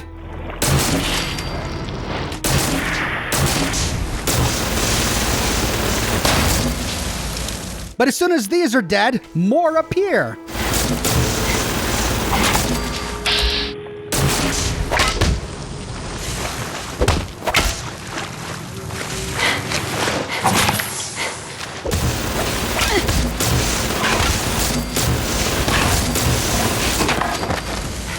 God. On one of the bodies, we find the Boston FD terminal password, which is what we need to access the terminal. Heading all the way back, we can use the password to access the terminal, and inside we find 3 entries and gate controls. In the first, October 22nd, 1800 hours. Seems I'm the designated hitter for this little enterprise. The chief wants some kind of log of what happened here. Wants something for City Hall to review for when we finally get out of here, or for when they finally dig us up. Either or, I'm not sure there is much to tell, really, or if I'm even the guy to tell it. Everything that was happening, has happened, feels like it happened a couple of weeks ago. But, God, it was just this morning. We were responding to a call at the Super Duper Mart. Exploded car in a parking garage. By the time we had completely entered the building, the entire world seemed to shake. I had seen my guys die before, but to watch half the crew be crushed under slabs of concrete in seconds is something I wasn't prepared for. We could only get a few bodies from the rubble. We did our best to find enough broken concrete and mud to bury those men, but I kept asking myself what the point was. We just finished burying Denny. Felt different. He wasn't hit by the roof or burnt to death or nothing. Wasn't a scratch on him when it all went down. He just lost it. I heard it all. The screams, the cries, the fear. After an hour, he just ended it with the biggest thing he could find. Guy had a wife. A kid. For some reason, that is sticking in my mind more than most.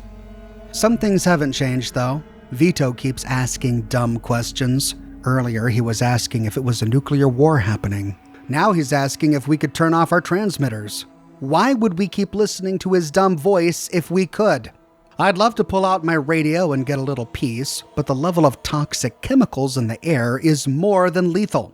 I take one breath and next thing I know, the guys are trying to work out how to bury me. Oxygen is still good for now. Let's hope it lasts until we are rescued. In the next one, October 23rd, 5 in the morning, the day of the apocalypse. If none of these backstabbing assholes will listen to me, perhaps a terminal will. None of them listen. They don't see them moving through the flames. They're right there. I nearly lost it when they asked me what they looked like. How the heck am I supposed to describe a shadow? They keep telling me there are far more important things than this. I felt like punching Vadim when he told me to pull it all together. We are not going to help our guys or rescue the trapped civvies when we're being hunted from the stinking shadows. You know, I thought it was just me. I thought maybe they were right. Maybe I'm imagining things. But then I woke to find another thing missing. My axe this time. At first they took my spare oxygen disc, then they took my rope. Now they take my only ability to defend myself? That's it. I know they are in on it. I just know it. I just stinkin' know it. I know you were there. My back is turned to you, but I know you were watching. In the last one, October 23rd, 1500 hours. Killed Vadim. He shouldn't have been working with them. Backing out, we can access gate controls and open the security gate. Inside, we find the body of a sea scavenger, but on her body is Clementine. Clementine, the name Megan gave to her weapon. And it's a 12.7 millimeter submachine gun, a legendary one which does 30% more damage against wasteland creatures. What does this mean? The last time we hear about Megan, she was being carted off by a bunch of sea scavengers. And here we find her body, dressed up as a sea scavenger, and she's still holding Clementine? I think this tells us that the sea scavengers are turning people into sea scavengers. And the same fate must have happened to Dr. Valerian, because we found his final holotape on the body of a sea scavenger. The same fate must have befallen Warren, because we found our first holotape, the one that Warren was using to transcribe Dr. Valerian's notes, on the body of one of the first sea scavengers we killed. That must have been Warren. But we don't know how his story ended. What ultimately happened to Warren? While looting the room, we find a holotape on the shelf, Assistant Warren's notes. Inside, one entry, April 2nd. It's her. I can't believe I made it. Trying to follow her signal through the sea was next to impossible, but somehow I managed to do it. It doesn't matter anymore, but I guess I should write about what I'm seeing here. Her distress signal led me to this place, parking garage from the looks of it. It's swarming with sea scavengers, all tuned in to her signal. I've looked through the doctor's notes. I'm pretty sure I'm never going to leave here. It was a miracle I even made it. The glowing sea is the most inhospitable place on Earth. I found dead scavengers on the roof. There's no way they've managed to maintain these kinds of numbers over the years, but this explains it. It explains the numbers and why no one has ever found a sign of the people they took. They turn us into them. They turned her into them. She's dead. Maybe she fought them off. She wouldn't let them do it all the way, but best I can tell, they take us, put us into these suits they wear. Within hours, maybe minutes, we're just like them. I've been a coward all my life. I used to voluntarily give up my food to the other kids in the orphanage. When Dr. Valerian asked me to jump, I'd ask him how high. But if I don't do anything right now, I'll be damning endless victims for decades, perhaps centuries to come. Found a note on one of the dead sea scavengers, 81077, with the phrase terminal password written above it. If that console upstairs has anything to do with the signal, or anything to do with them, I'm so sorry, Megan. The sea people are reproducing their numbers by using radio signals to lure people to them, then kidnapping them, stuffing them in these suits, and turning them into more sea people. Looks like Warren tried to turn off the signal, but clearly he was unsuccessful. We need to head to the roof to find out what happened. Sure enough, on the roof, we find a console terminal, and with the password we got from the holotape, we can unlock it. Inside, we can try to access the radio repeater controls, but it says, password required. I guess we need another password. So instead, we can read the fire chief entries. There are 7, starting on October 22nd at 9 o'clock. Found a repeater upstairs. A distress call from somebody in trouble. Sorry, lady. I'm afraid we need to be rescued just as badly as you do. I knew our luck would run out at some point. Wasn't until a handful of weeks ago that everything was starting to get to us. Rioting, looting. By the time everyone had moved on, they had left a dozen fires for us to put out. It was getting to the guys. When the military started making their own fires in response, that was enough to put us over the edge.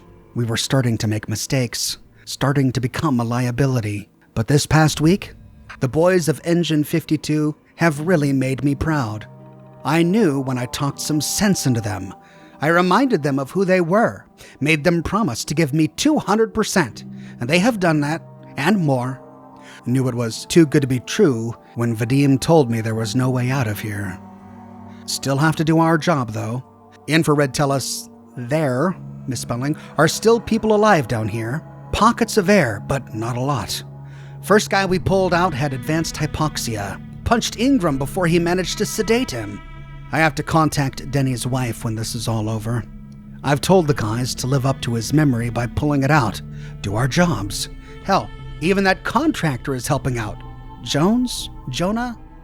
Never knew I'd start liking a corporate guy, but he's grown on me.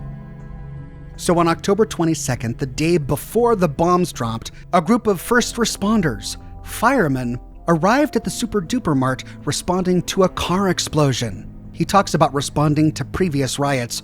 Those didn't happen because of the apocalypse. Those were in response to the food riots that were going through Boston just before the bombs dropped.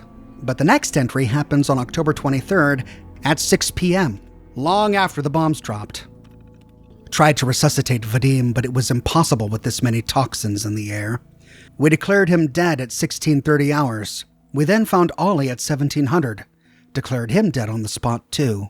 Avoided getting an axe to the face by Ingram just right after. What the hell is happening? Our guys are killing each other. A handful of us have managed to seal ourselves upstairs. Jonah, too. For the first time in my career, I had no idea what to do. I turned to Jonah, the stinking contractor.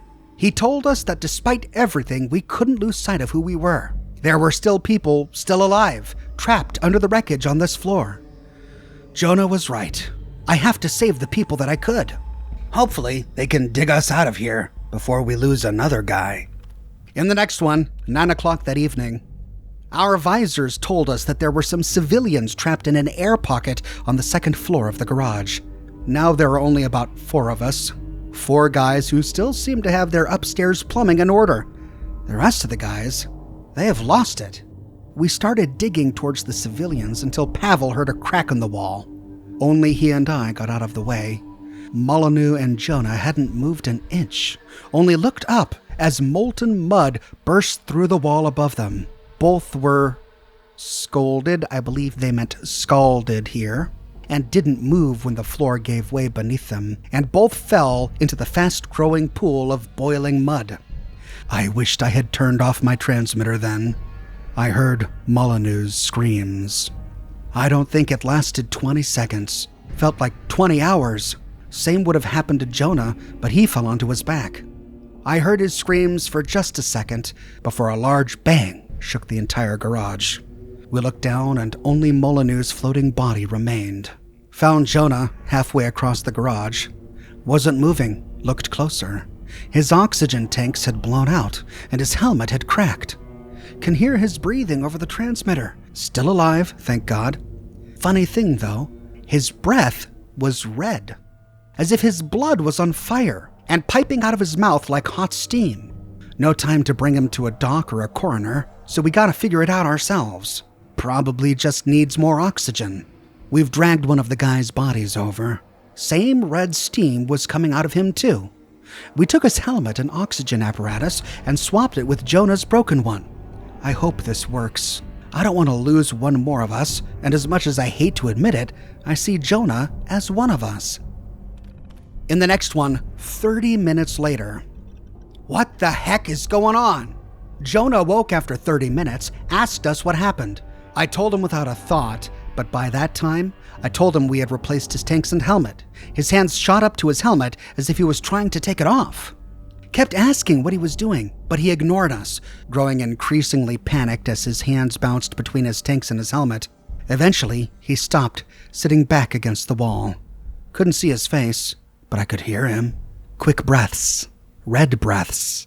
before they finally slowed. "What the heck did you just do?" he said. The nerve of this asshole. We had just saved his damn life and he has the balls to talk to us like that?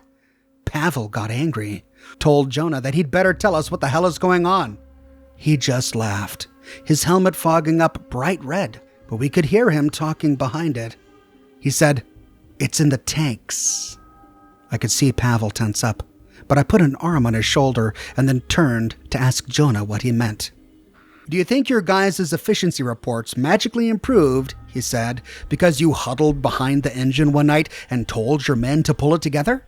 Do you think you guys have been meeting all your performance goals because you are one big stinking family?" That was all me. That was all us. In the next one, 30 minutes later, at 10 o'clock. A half hour passed and Jonah came to. He spilled everything. He told us City Hall was ready to retire us, assign our emergency duties to the military. It was then that he and his company stepped in. Some defense contractor out west that I'd never heard of. Whoever they were, they had developed some kind of corrosive agent and then laced our oxygen tanks with it. In normal doses, it could either make you crazy or kill you outright. But they discovered, in small amounts, dosed over a long period of time, it could not only increase your strength and smarts, but it could make you susceptible to suggestion. Any idea whispered in your head, and you were dancing their tune not only a few hours later, with no idea why. Worked brilliantly for the first week, he said, but they had no idea what would happen if we kept breathing in the stuff over a long period of time. 6 hours, 12, then your blood started to cook. And when you exhaled, so did the toxin. It was then he laughed again. "I guess we got our answer," he said. "One of you snapped, and now you're passing your anger back and forth like a stinking virus. After only a couple of hours, your men are tearing each other's heads off." I don't remember jumping on him. I only remember being on top of him as I threw fist after fist against his helmet. I didn't stop when his helmet cracked. I didn't stop when his blood began seeping through the cracks in the floor. I didn't stop until I could no longer feel my knuckles. Only when the guys pulled me away could I start to feel whatever remained of Jonah's skull between my fingers. Only then did I see what I did and what I had become. It's inside me. It's in all of us, and there's nothing we can do. And there it is, an explanation for all of it. Jonah said that the government was testing a chemical that they got from out west. The company they got it from was none other than Big Mountain. The chemical they were testing was none other than the one developed by the Z43 Innovative Toxins plant. During the events of Dead Money, we learned that Big Mountain experimented on the workers who were building the Sierra Madre and its villa with this very toxin. Looks like Big Mountain also tested this chemical out in Boston by lining the oxygen tanks of firemen with it. In the next one, October 24th, 9 a.m. It's over for me. Couldn't save Pavel. Turned around for a minute to check if a civilian was still breathing, but when I got back, I found Pavel face down 2 floors beneath me. I envied him. He had guts not to wait around and go crazy. Meanwhile, I'm checking the transmitter to radio for help again. Frankly, it was the only thing we could do at this point. Picked up the signal again from the repeater. I wondered for a second if the girl sending the SOS was still alive, but it was impossible. The super-duper mart next door is submerged completely into the ground. It's nothing but hot brown soup. Anyone in that market is now long dead. The only thing left is her voice, calling for help, repeating over and over. I started to wonder, was Jonah right? The thing he said about subliminal messages, susceptibility to suggestion, and all of that? What if I hooked the radio repeater into our transmitters? I had to give it a shot. Nothing happened for the first hour. Even had Kearney take me by surprise through a hole in the wall. Only steel pipes between the broken wall held him back. He was far gone, snarling, growling, seemingly coughing on his spit as he tried to get to me. I couldn't stop picturing what his face looked like. Second hour came. started to hear less and less growls. Then, by the third, I heard nothing but shuffling and the sound of things falling over. I took a look. They were actually digging, getting a civilian from the wreckage. I knew they weren't all there, but they were following our earlier procedure to the letter. Restrain the civ and then get him in a suit to protect him. They did the same to another civ, then another. That broad's words. It was as if they were following her to the letter. I'm sorry we can't save you, sweetheart, but you might be saving us. Everyone but me.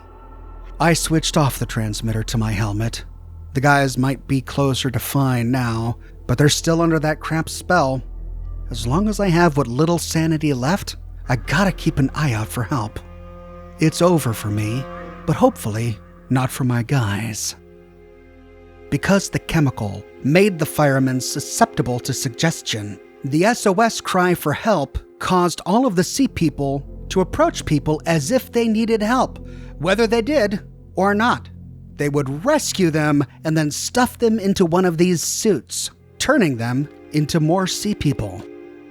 In the final one, April 2nd, 8 o'clock. And this one appears to be written by Warren, not the fire chief. When these sea scavengers take us, they have no malicious intent. As far as they are concerned, they're trying to save us. I guess I'll continue where the chief left off. My guess is that help he called for, it never came.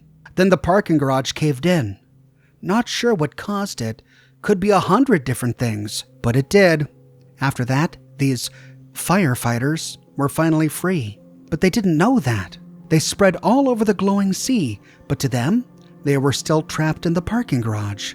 Still trapped by the toxin. Anyone without a hazmat suit is a civilian that needs to be saved, whether they want to or not. This all happened because someone wanted to save their men. I haven't found any remains of the fire chief, but there's no shortage of sea scavengers. Can't tell which ones are the original firefighters or just wastelanders that were in the wrong place at the wrong time. Neither can they, I assume. A discovery like this would be Dr. Valerian's dream, but to the rest of us, it's become just another Commonwealth nightmare. I have to do something to stop more innocent people getting taken. I'm guessing the radio repeater the fire chief mentioned is now rigged to this console. That signal caused this. So if I turn it off, that could end the influence over the firefighters. Maybe end the sea scavengers once and for all. I just need the chief's password. I know it's somewhere. So that's the password we need to access the radio repeater controls. We gotta find the fire chief. Maybe he's back inside. Taking the elevator all the way down to the bottom, we can wade through the water until we see some movement in the fog. Yep, there he is. Time to test out some of these new Institute plasma weapons.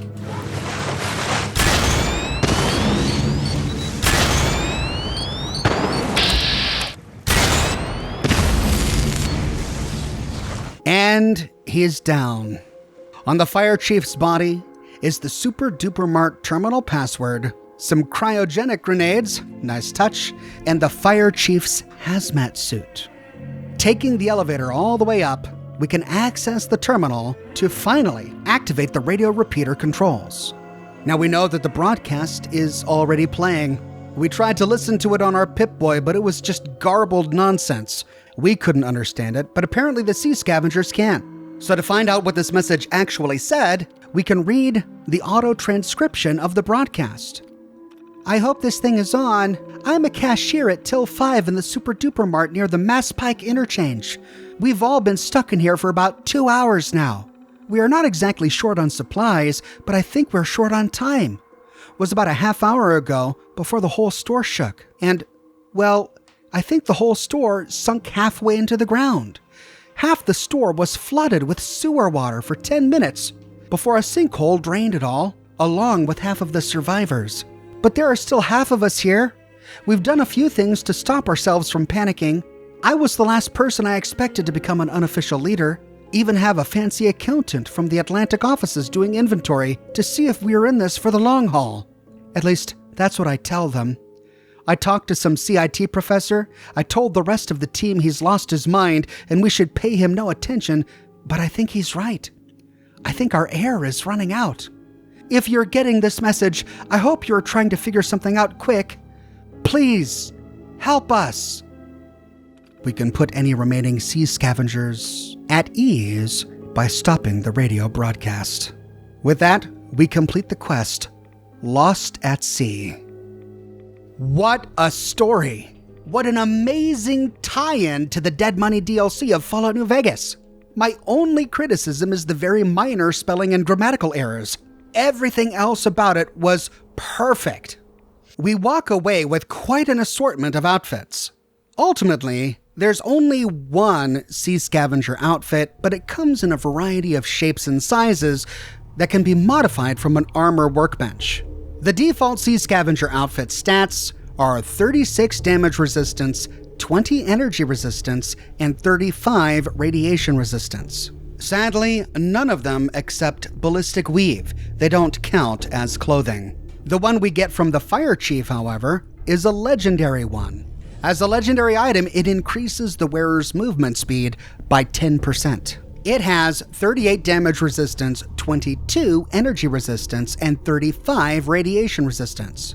Then, while browsing the installation files for this creation, I found another version of this suit that doesn't pop up in the quest, Maximilian's Sea Scavenger outfit.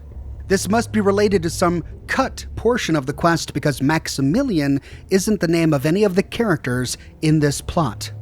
It's the only version of this outfit that can't have a hood, but it's the best Sea Scavenger outfit, granting +1 strength and 1 endurance, 48 damage resistance, 22 energy resistance, and 10 radiation resistance. Here's what the modifications look like. Each outfit can be modified to have a hood or no hood. This is cosmetic only. Then we can choose a material. We can choose between the ghost material, the vulture material, which is what the red Fire Chief outfit looks like, a Warren material, or a Wanderer material. The Sea Scavengers we find during the quest will alternatively use the Ghost and Warren materials. Only the Fire Chief version uses the Vulture material, and none of them use the Wanderer material. I think that one is just for us. It turns the suit into a Vault-Tec blue color. We can improve the stats of each of them by modifying the lining, and we find many of the same lining options that we find with traditional armor. Clementine, the 12.7mm submachine gun, has a base damage of 32, a fire rate of 111, a range of 107, and an accuracy of 73. Clementine, and the non-legendary version, have upgrades similar to a submachine gun. You can keep it as an automatic weapon or turn it into a semi-automatic one. I gave mine an advanced receiver, a short light barrel, a recoil compensating stock, a medium quick eject magazine, a short scope, and a suppressor. It can make a pretty decent mid to long range sniper weapon, and it's an exceptional mid to short range weapon. Its low action point cost allows you to take out lots of enemies in VATS all at once. Like with the ion gun, this has been added to the vendor lists of various vendors in the Commonwealth. I found some on Clio, on Cricket, and I even found a legendary version on Daisy's inventory in Good Neighbor, Carlsbad, and it does 30% more damage against humans. We walk away from this one creation, which wasn't marketed well at all, buried in the creations menu, with a brand new weapon, numerous variations of it, a brand new piece of armor, numerous variations of it, and an excellent quest. Next up is the Railroad's Clandestine Couture. This is another one I had to search for, as I never found it while trying to browse through the creations. The description doesn't tell us how to get it, where we need to go, if there's a quest we need to complete for it, nothing. So we're on our own. Thankfully, the fact that it is a railroad set of clothing gives us a pretty big clue as to where we'll find it. So heading to the railroad headquarters, we can start to hunt. I examined every container and shelf in this entire place, and I only found the new clothing in 2 places. There's a pile of clothing lying on the middle shelf just by the hallway entrance. It's the shelf with the broken subway sign on it. Here we find 4 or 5 outfits, but the bulk of it is found in a suitcase lying on top of some broken filing cabinets next to the exit. Inside, we find a whole bunch of stuff. All of these have the exact same stats. Now, there were a few items that I found in the creation's files that I couldn't find in the actual game. The first is the Sprinter's Railroad Maverick outfit, which is a legendary version of the Maverick outfit that we'll explore in a bit. It increases the wearer's speed by 10% and gives us a little bit more damage resistance. Next is the Sharp Railroad Smuggler outfit, also legendary, and gives us +1 to charisma and intelligence, with a little bit of extra damage resistance. However, I was able to find everything else in the railroad headquarters. And yes, all of it can be imbued with ballistic weave. If they had forgotten that, I would have been very disappointed. First up is the Dapper Daredevil outfit and hat. This is what they look like, and at first you might think, wow, this is really incognito, until you see the giant railroad logo sewn into the pocket. I'm not even kidding. They embroidered RR into the pocket of a secret agent's incognito outfit. Really? That's like James Bond embroidering his tuxedo with British secret agent. Come on, guys. The one faction that's supposed to be secretive and in the shadows, and you cover the outfit with their secret insignia? It looks fine, but there's even a rail sign on the right arm. We can next move on to the Railroad Smuggler outfit. It comes in a standard version and a bagged version. The left arm has a bandaged wound and yet another rail sign over the breast pocket. What were they thinking? Like, I could understand if this was a uniform, like a Brotherhood of Steel uniform or a Minuteman uniform where you sport your faction affiliation proudly, but this is supposed to be a secretive organization. If your enemy sees your faction's name embroidered into your outfit, I think they're gonna figure it out. The bagged version is the exact same outfit, but with a little over-the-shoulder book bag, in case the sole survivor needs to go back to college. This book bag is covered in all sorts of product stickers, and yes, it has a secretive railroad rail sign, because of course it does. Next is the Railroad Maverick outfit, and it comes in a gray version. I couldn't actually tell the difference between the regular and the gray version. If there is a difference, it's really subtle. This one has a freedom patch sewn in over the right lapel because of, the Freedom Trail. And not only railroad embroidered into it, but also a rail sign. This one just has everything. It's screaming Railroad Secret Agent.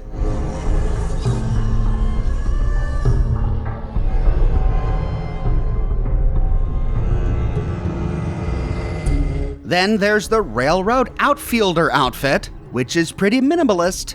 Gray jeans, a cotton shirt, and a rail sign painted on the left leg.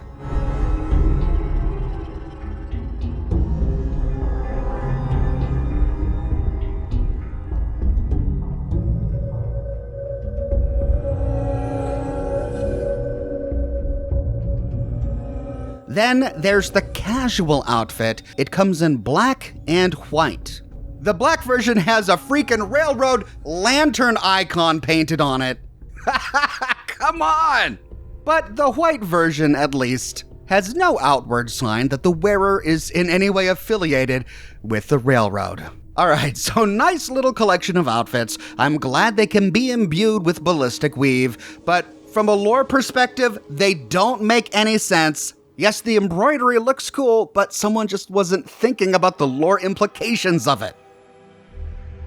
Next is the repurposed Power Armor Helmets creation, another one that I couldn't find by browsing, I had to search for.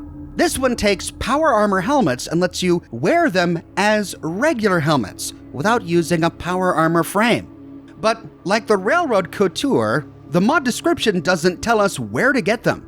So, we gotta go on a bit of a hunt. My first thought was that if anyone was gonna have these repurposed Power Armor helmets, it would be the Atom Cats. But I didn't find them in any of the inventories at the Atom Cats garage, and I didn't see any of them lying around the garage. So I visited every merchant in the wasteland I could think of. None of the merchants in Diamond City had them. None of the merchants in Bunker Hill had them. None of the Tier 4 merchants that you can recruit and send to settlements had them. I even found Cricket, and Cricket didn't have them. I finally found one after going to Good Neighbor. It wasn't on Cleo's shop inventory, it was on Daisy's shop inventory.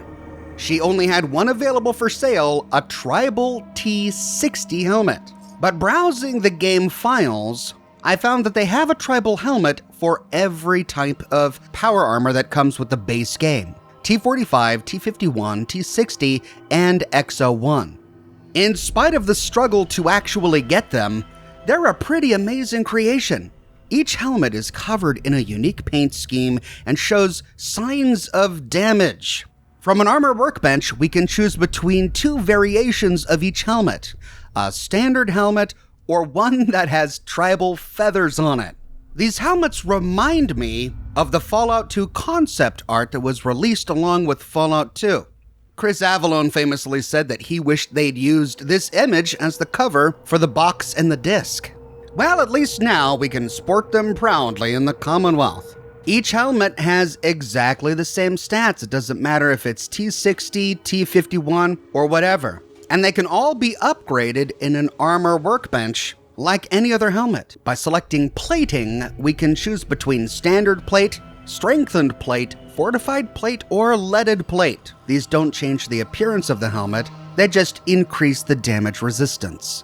When fully upgraded, each of these helmets can provide 38 damage resistance, 30 energy resistance, and 55 radiation resistance, making it a pretty viable option for a player who's not using power armor.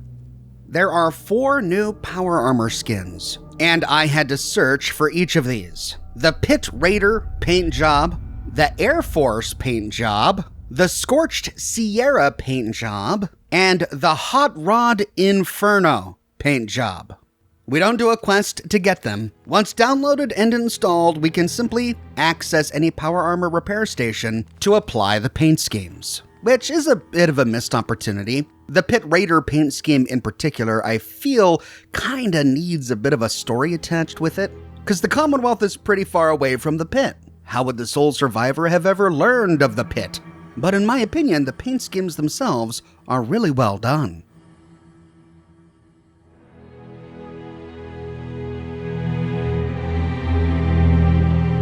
Then there's the Scorched Sierra paint scheme. I think this is my favorite. The armor looks like it has been blasted by radiation winds, and the helmet lens is green.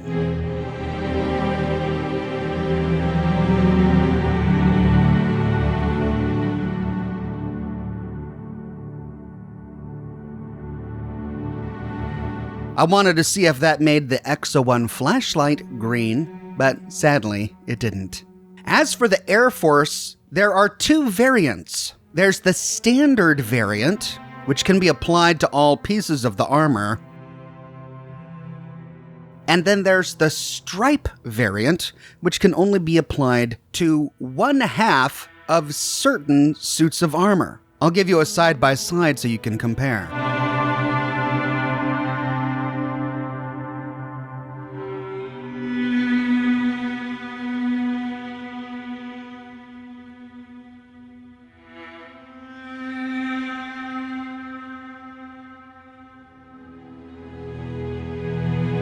And finally, there's the Hot Rod Inferno, which is really glossy. Now, this is an Adam Cat's paint scheme if I've ever seen one. It's ridiculous and a bit much, but it's really pretty.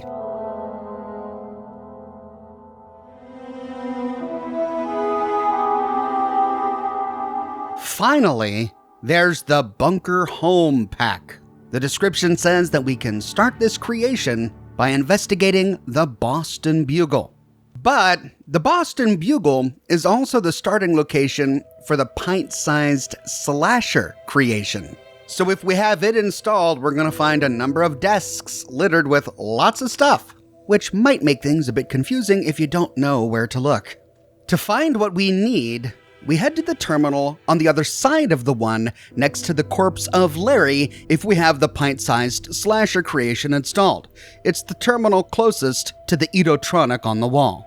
The quest, A Home for the Family, starts once we get close. Here we find a new Boston Bugle draft terminal, and inside, 3 entries. In the first, article lead-in, with clashes on the border and riots in the streets, it's no secret that the real estate market has taken a severe downturn in recent months. Despite the Federal Reserve announcing it will hold its benchmark interest rate to virtually zero for the foreseeable future, the economy continues to spiral downward as taxpayer money is funneled to national defense projects. There is one market, however, that continues to boom while others bust. As the drums of war surge toward a symbol crash, the price of bunkers and underground shelters has skyrocketed along with it. Of course, it's not just the threat of nuclear war, but incidents like the shooting in Roxbury that have investors and homeowners alike bidding on underground real estate. In the following article, we take a look at several shelters and housing options still available on the market. In the next one, Main Body. For the affluent buyer, Wilmington Estates is an underground mansion that provides all the luxuries of a high-end chateau. However, sources reveal a party from overseas has shown interest in the property, so it may not be on the market for long. For those interested in luxury communal living, Juniper Cove Resort is an underground retreat built in a private cave on the coast. This lavish, one-of-a-kind paradise is perfect for suburban communities pooling their resources and looking to relocate underground. Not to be outdone, many small families have looked to building their own bunkers and are offering space to anyone who might help finance the construction. These colorful and well-furnished homes demonstrate that even in a confined space, you don't have to sacrifice comfort or style. Lastly, if you're priced out of real estate, Vault-Tec Corporation offers several shelter options for everyday citizens. If you'd like to try before they buy, a fully functioning demonstration vault can be found at Vault-Tec headquarters. As the war escalates, neighborhoods from Boston all the way to Pennsylvania Avenue are trading their wallpapered homes for the safety and security of fortified steel. With inventory scarce and demand high, the rate of interest in properties like these appears to be far from zero. And in the final one, sponsored article? Buster, is it me or does the latest staff article on underground real estate read like an advertisement? Don't get me wrong, ad money is the lifeblood of any newspaper, but it should be put on the back pages with the guys selling their lawnmowers and the widows looking for love. It should not be on the front page with the real news. Mags. This is Mags Vecchio, who famously broke the news that the Enclave existed on the very morning the bombs dropped. With that, we start the quest. A home for the family, and we have several ways we can proceed. The main body of the article mentioned 3 specific bunkers. We can visit them in any order, but the story makes more sense if we visit them in a certain order.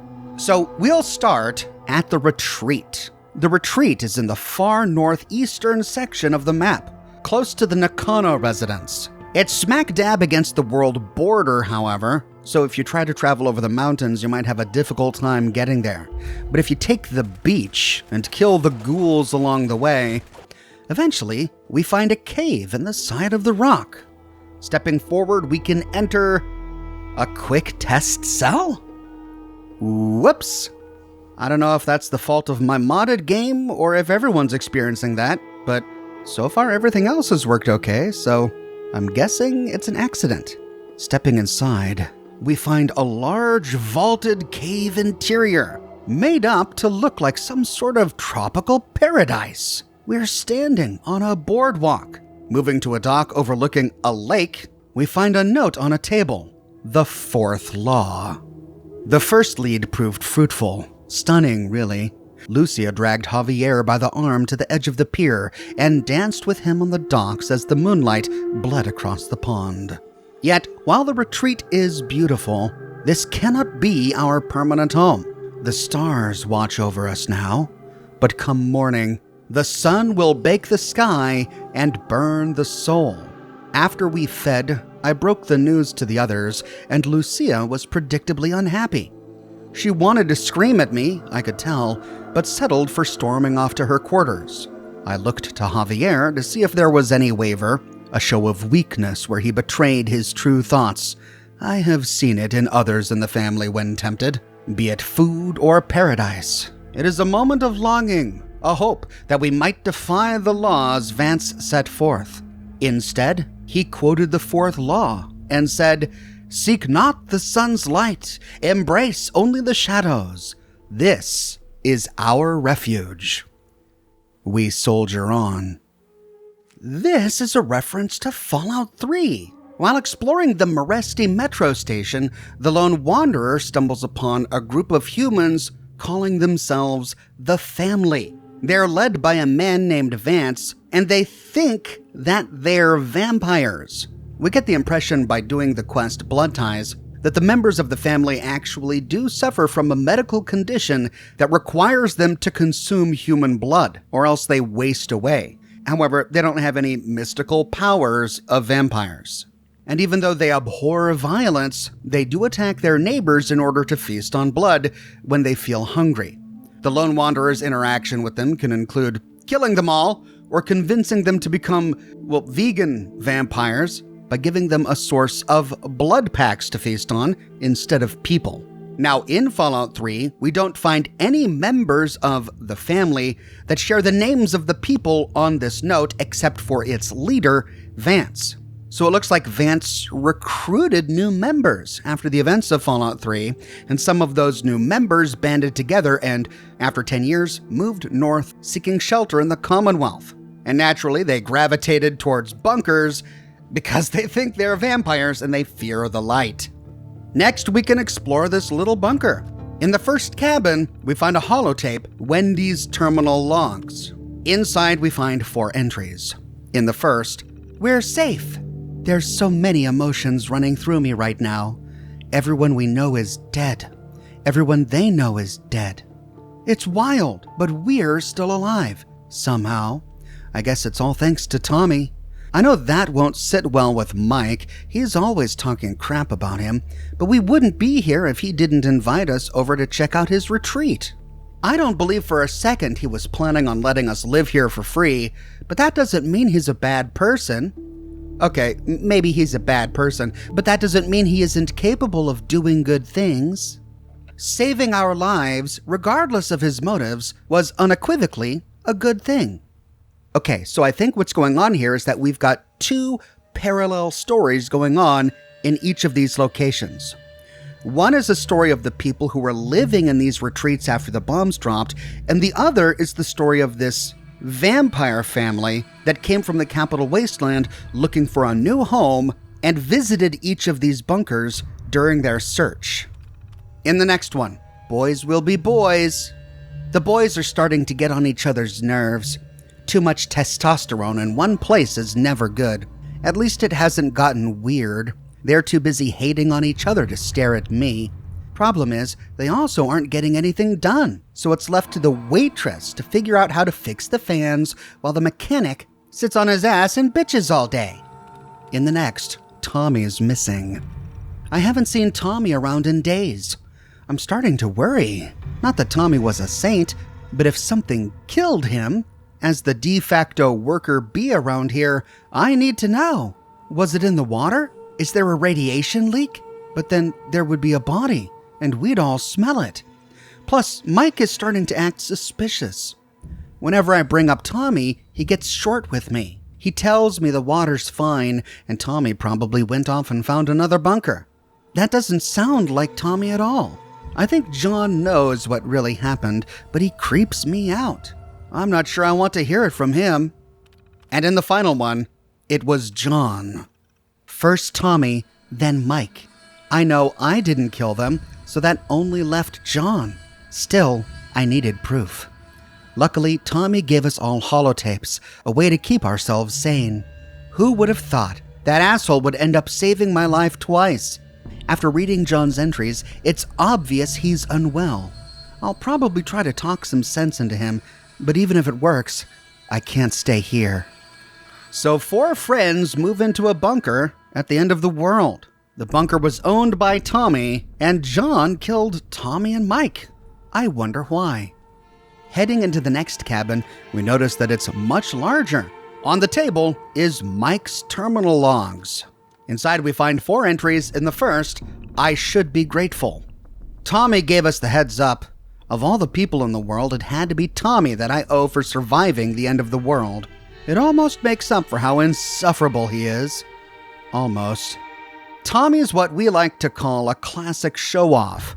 It's not enough that he got a nice job at Vault Tech, he had to let everyone know about it. I feel like the only reason he told us about the wild experiments those eggheads were going to do on us was because he figured we'd be grateful. That's when he told us all about this private retreat he and a few investors were putting together, and what a big favor he'd be doing us all by giving us rooms. And yeah, it's a nice place. It's got plumbing, heating, and you can't beat the view. But you know what would make it even better? If Tommy weren't here. In the next, the truth about Tommy. So it turns out I was right. Tommy wasn't trying to do us no favors. I mean, it makes sense. Him and his hedge fund friends put a lot of money into this place, and now he wants to tell us he was going to let us stay here for free? Tommy, the same guy who'll charge you 90% interest on the change he dropped in your couch cushions? Nah, it doesn't add up. So I broke into his terminal, just so I could put 2 and 2 together. And it turns out he didn't want to save us, he wanted us to be the help. We could get to live in his fancy Juniper Cove resort, and in exchange for the room and board, we'd do all the work. That meant scrubbing toilets, feeding him grapes, that sort of crap. Well, I see enough crap coming from Tommy's mouth. The last thing I want to do is make it my job to wipe it. In the next one, good riddance. It's done. We were gonna take Tommy out for a little swim out by the pond. The plan was to offer him a beer and get him nice and drunk. Then we'd get him in the pond, make it look like an accident so Wendy wouldn't freak. At least, that was the plan until John pulled out a gun and shot him in the head. So I yelled at John, "What the heck?" And he goes, "Mike, I've seen enough movies to know elaborate plans don't work." John's a little crazy, but I can deal with crazy. If he's killed a bunch of people, at least he ain't gonna brag about it. And in the final one, why is it bothering me so much? I keep seeing his stupid face every night I try to sleep. Why is it bothering me so much this arrogant piece of garbage is dead? I should be dancing on the pier, having the time of my life, but I haven't been back to the pond since. Can't even look at my own reflection without feeling sick. Maybe I should have told Wendy. John ain't exactly the kind of guy you can confide in. All right, it's murder. This cabin is elaborately decorated, but to find the next holotape, we move into the living room. There, on the coffee table, is Tommy's terminal logs. Inside, we find 3 options, and the first, goodbye paradise. Well, that was a bummer. I was looking forward to spending the end of the world in my new retreat, being waited on by my friends. Because when Tommy Heinrich makes friends, it's all about one question. How are you gonna help me? Well, Wendy worked at a diner, so I knew she was used to waiting on people. Mike's a mechanic, so when things broke down, I'd beckon him to fix it. And John's funny, and every wealthy guy needs someone to make him laugh and occasionally dance for his amusement. Plus, if I saved their asses, they'd owe me forever, plus interest. But the bombs dropped before I could even have them sign over their lives contractually. Now they're wanting to enforce verbal contracts I made that were obviously lies. Ugh, it pains me that I have to treat these 3 as equal partners. But sometimes, that's how it shakes out. In the next one, sunscreen. The only thing I don't like about this place, there isn't enough sunscreen. My skin is delicate. I need at least 3 layers of kiwi-scented oxybenzone sunscreen glazed over my epidermis like a fine paste. The others like to spend their time by the pool, But I need a reason to. Beyond burning myself to a crisp, my time is valuable. It should not be wasted unless I'm getting something out of it. Wait, sunscreen in a cave? In the next one, pool party. Mike wants to have a pool party to celebrate my birthday and maybe play some cards. And I'm thinking, give me a break. Not again with the pool. Is this what poor people do all day when I'm not around? Even John seems to have lost his sense of humor. His jokes don't have the same punch. I should have just bought one of those Mr. Handies instead. At least their jokes are funny. But it just doesn't feel the same telling him what to do when he's programmed to listen. It's more fun when they resist a little, when you know they don't want to do something, but they have to, because you command them to. Okay, so maybe Tommy did deserve it. But what was he talking about, needing sunscreen? They're in a bunker underground. This lake is fake, the dock is fake, the light is fake. He's not gonna burn. We find the next cabin completely empty. Looks like this is something we can decorate up ourselves. But we find the final holotape on a dock in the middle of the lake next to a skeleton with a blood smear by his head. This is John's terminal logs. Inside we find 5 entries. In the first, we live. The end of the world has happened. It actually happened, which is pretty amazing. I feel like I'm in a science fiction serial. Maybe one of us is even a robot. That's usually how these things work. My money is on Tommy, but as hard as she works, Wendy could be one too. In the next, Tommy isn't a robot. Mike convinced me to help him kill Tommy because he pissed him off about something or other. It doesn't matter. I didn't shoot Tommy because he's a jerk. Lots of people are jerks. I didn't even want to kill him.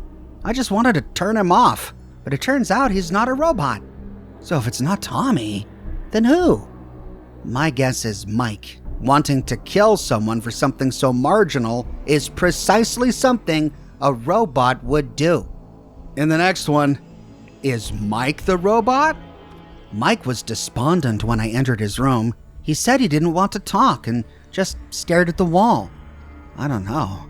I've never known Mike to be so unemotional. No, not unemotional. Robotic. There's no other way to describe it. One second he's excited to kill Tommy, the next second he's completely inconsolable about his death. How very binary. And in the next one, Mike isn't a robot. After I disassembled Mike and found out he was indeed a human, my attention turned back to Wendy. It pains me that I took such a roundabout way of coming to the obvious answer, but Wendy is clearly a robot.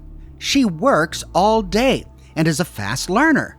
Too fast. Only a machine could pick up such things so quickly. She says the work helps her ignore all the craziness around us, but I feel like it just helps her recharge. Maybe she has some kind of solar battery that requires working in the sun. I'll know soon enough. And in the final one, wait, so am I the robot? Wendy accessed my holotape entries and confronted me for killing the others. She told me I was insane and went so far as to prove she could bleed, but none of that computes. If Wendy is human, and Mike is human, and Tommy is human, the only logical conclusion is that I am not. But that can't be. Can it? Except it's pretty much the twist ending that's in every sci-fi novel I've ever read. How could I miss something so obvious? And with that, he killed himself. But we don't find a synth component here, though I think this happened long before synths ever existed. Looks like Wendy was the only survivor. She managed to leave before John could kill her. What I don't understand is why everyone in the terminal entries kept on talking about the sun. Because we're in a cave. There's no sunlight in here, it's all artificial light. Even John was talking about Wendy's batteries being recharged by the sun, but there's no sun out here. I don't understand. Were they all leaving the bunker just after the bombs dropped? But then what's the point of the bunker? At any rate, we can turn this into our own player home by activating the workbench. And now we can build whatever we want.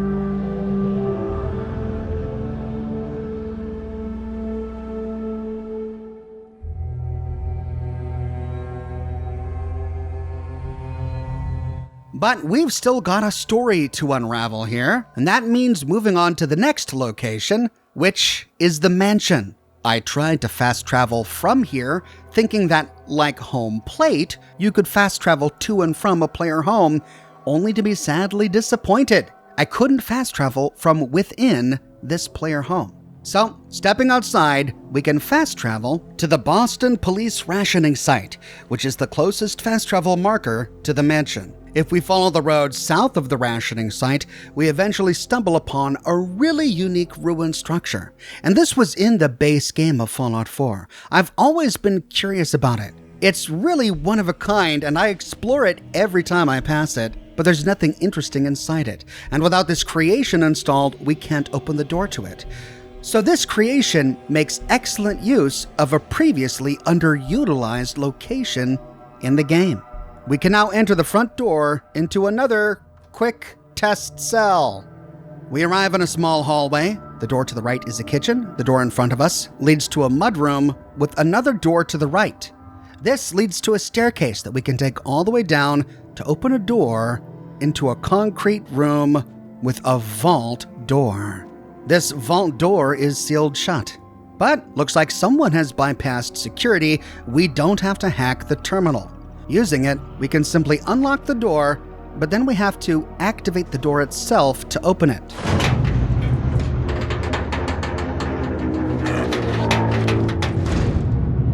The bunker door swings open, and we find ourselves in a concrete hallway. Opening the door to the left, we can enter a security post where we find a terminal and a bunch of holotapes. The holotapes are labeled. We'll read them at the earliest one. Secvo Alert number 15.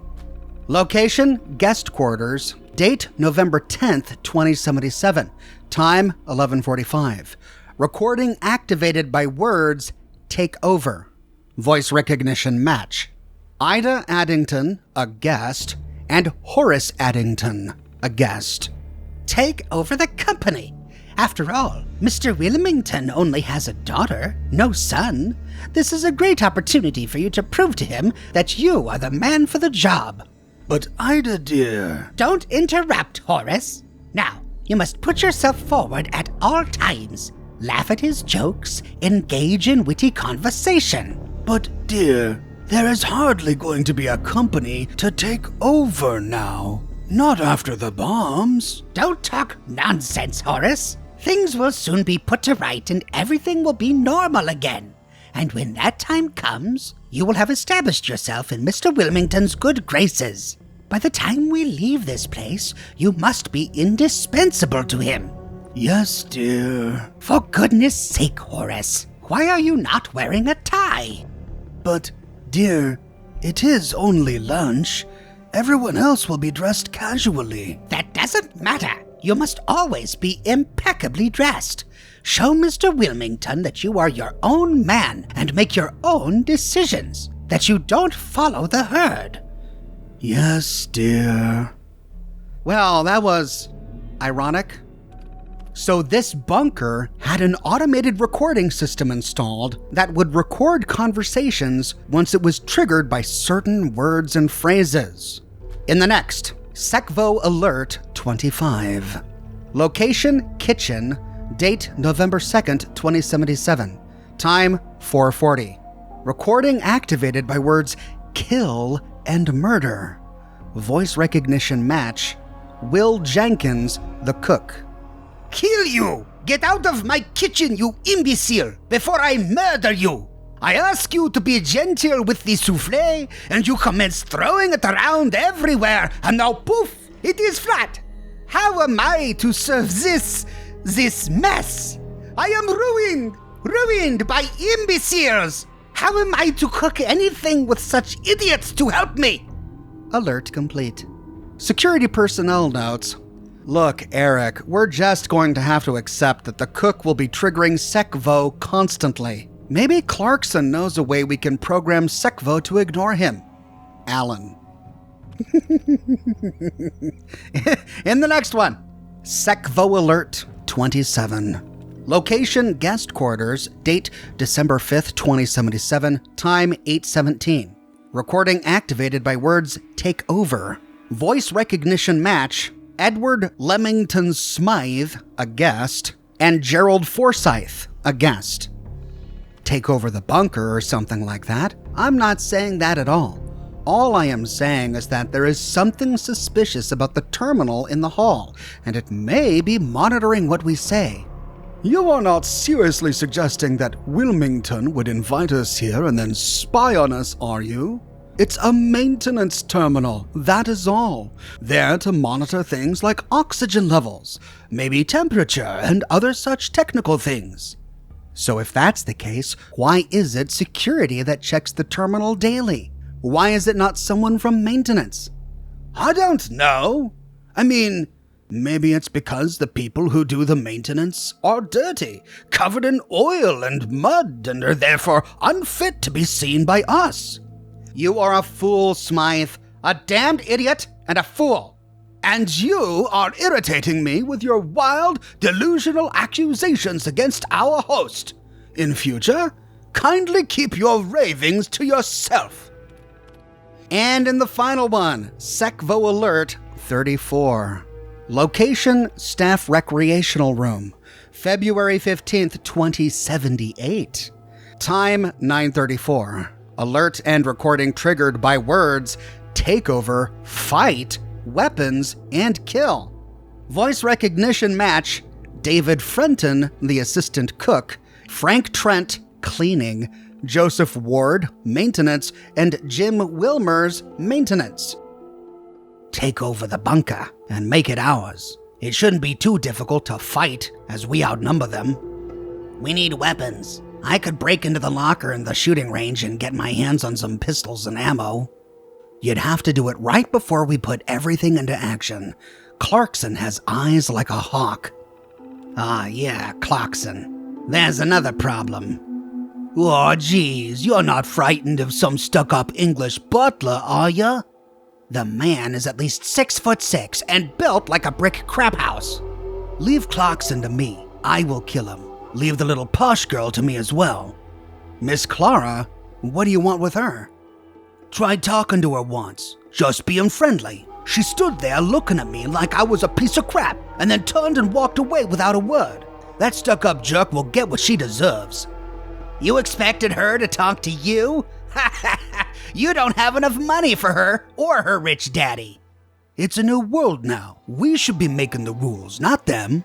There's no reason why we should be living down here when we could be living in luxury upstairs. I doubt us taking the bunker is gonna make her or her rich daddy talk to you. A couple hard slaps will knock the stuck-up right out of her and have her talking all nice and polite to me. You're a real piece of crap, Joe, you know that? She's just a kid, barely 17. Leave her alone. What the hell is your problem? What do you care about it? Leave the girl alone. I'm warning you. Watch it, Wilmers, or I'll have to teach you a lesson in manners too. Arguing amongst ourselves is not going to get the job done. We have to work together if we're going to pull this off. Yeah, maybe you're right. Look, I have to leave for my shift now. We'll meet later. Meanwhile, search out who else is willing to join us. But don't push your luck with anyone who you aren't real sure would join. I'm heading off too. Gotta get some sleep. Early shift. Crap, Jim, why did you take on Joe like that? The man is a bully. I don't want him getting his hands on Miss Clara. Well, why the hell would you care about what happens to her? Or to any of the other rich bastards upstairs? They couldn't give a crap about you. Yeah, I know. It's just, I lost my daughter last year, and she would have been just about Miss Clara's age now. Oh, sorry to hear it. How did it happen? I split with my wife a few years back. Right after the divorce was final, she married the bastard she was cheating on me with and moved to New York, taking Susie with her. I heard nothing from them until last year when the New York police contacted me, telling me that they had all died in a car accident. Sorry. Man, that must have been rough. But what does that have to do with Clara Wilmington? The two girls look alike. In fact, Miss Clara could almost be Susie's twin. Are you sure you're remembering right? It has been a while. Here, this is a photograph of Susie, look. Yeah, they do look very similar. Your Susie looks like a younger version of Miss Clara, though Clara has brown eyes, doesn't she? Yes, she does. If Susie had lived, she would have been about the same age as Miss Clara by now. Don't worry about it. When we take over, you won't have to see her again and be reminded of your girl. Anyway, I'm heading off to get some sleep. You should get some as well. Recording end. Is that a subtle joke that all children in Fallout 4 have the exact same face, even Child Sean? So there were two societies in this bunker. The upper crusts living in luxury on the top floor, and the workers living in the basement. And it sounds like the workers planned a coup.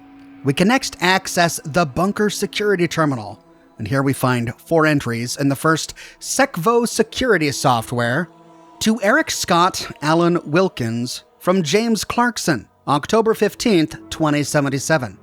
Now, I'm not sure if this is supposed to be a reference to Jeremy Clarkson from Top Gear and the Grand Tour, but either way, I can't do a Clarkson accent and I can't do an English butler accent, so I'm not even gonna try. Secvo security software is part of the bunker's security system. It is a voice recognition software that monitors all conversations throughout target areas, 24 hours a day. It is programmed with a list of words that will trigger the system to give an alert if they are said by anyone within range. Once the system is triggered by a word, it activates and immediately starts quietly recording the conversation. As they arrived, all residents and staff were required to submit sample vocal recordings for us with Secvo. This allows Secvo to identify the voices in any conversations that it records by matching vocal patterns to samples given. The only people that know that this system is installed are Mr. Wilmington, myself, and the 2 of you. You are not permitted to tell anyone about Secvo. This is to ensure that the system works as intended.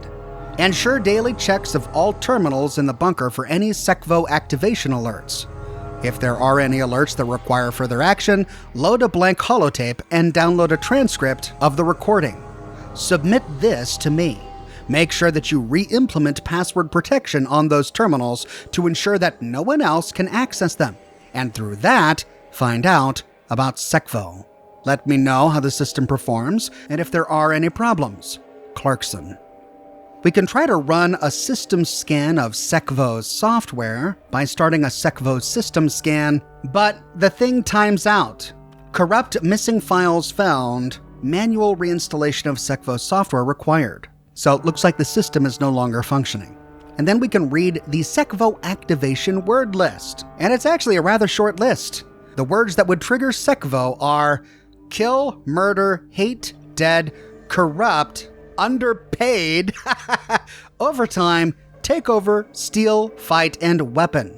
Backing out, we've got 2 left. First, we can start with Alan.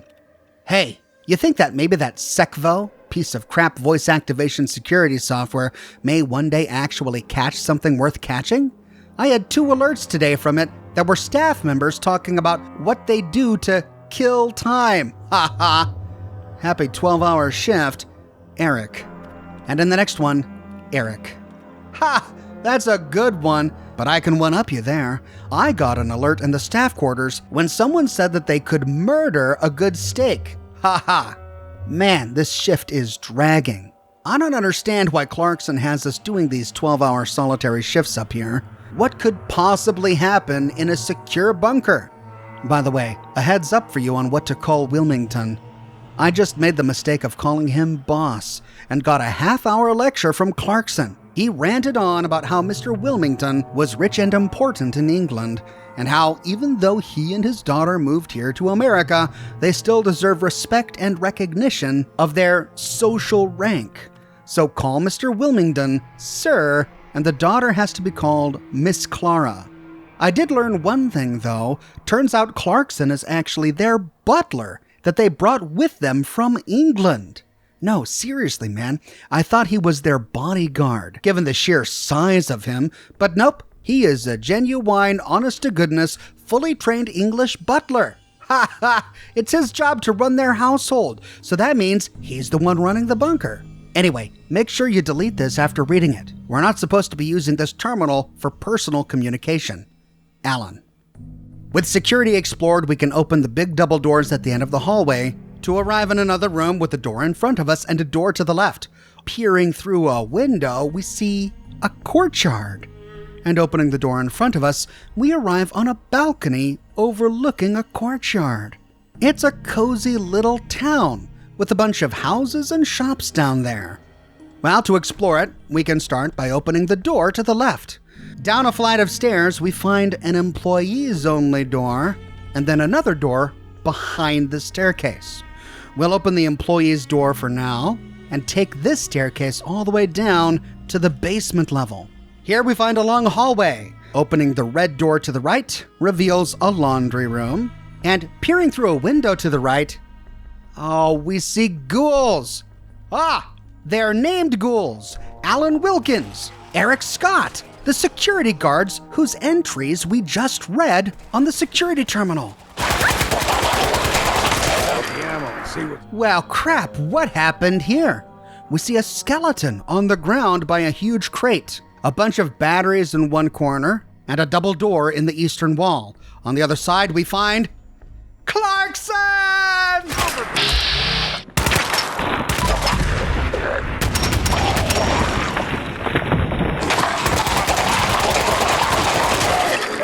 So Clarkson and security turned into ghouls. How? And whose skeletons are these we find? We find two security doors that are open. In the left one, we find Jim's duffel bag, which has clothing and a lighter inside, a framed portrait. This must have been his daughter, Susie. A legendary 10mm Ghoul Slayer's golden pistol on the ground. It does 50% more damage against ghouls. It's a golden gun. And a woman's skeleton on the ground. Against the northern wall is a maintenance terminal. Inside, 4 options. In the first, help. Jim Wilmer's here. I have Miss Clara with me. We are located down in maintenance, locked in a utility room. I heard a scream and ran to investigate. I arrived to find that something has happened to Clarkson. He has lost his mind. He was rounding aggressively on Mr. Wilmington, who was firing shot after shot into him with no effect. I moved in to help, but Mr. Wilmington yelled at me to save Miss Clara, right before Clarkson reached him and started ripping him apart with his bare hands. I skirted around behind Clarkson and grabbed the girl, who was watching on in shock as her father screamed his last. I was only just able to reach her when Clarkson saw me and started to turn on us. There was no way that we could run past him, up the steps and back out the door. We backed away, and I only just managed to pull Miss Clara into this room and slammed the security door shut before Clarkson reached us. We are now trapped. We need help. All the staff were preparing to make a run from the bunker, so they will all be gone by now. I'm trying to send a message through this terminal in the hope that there is someone left to read it.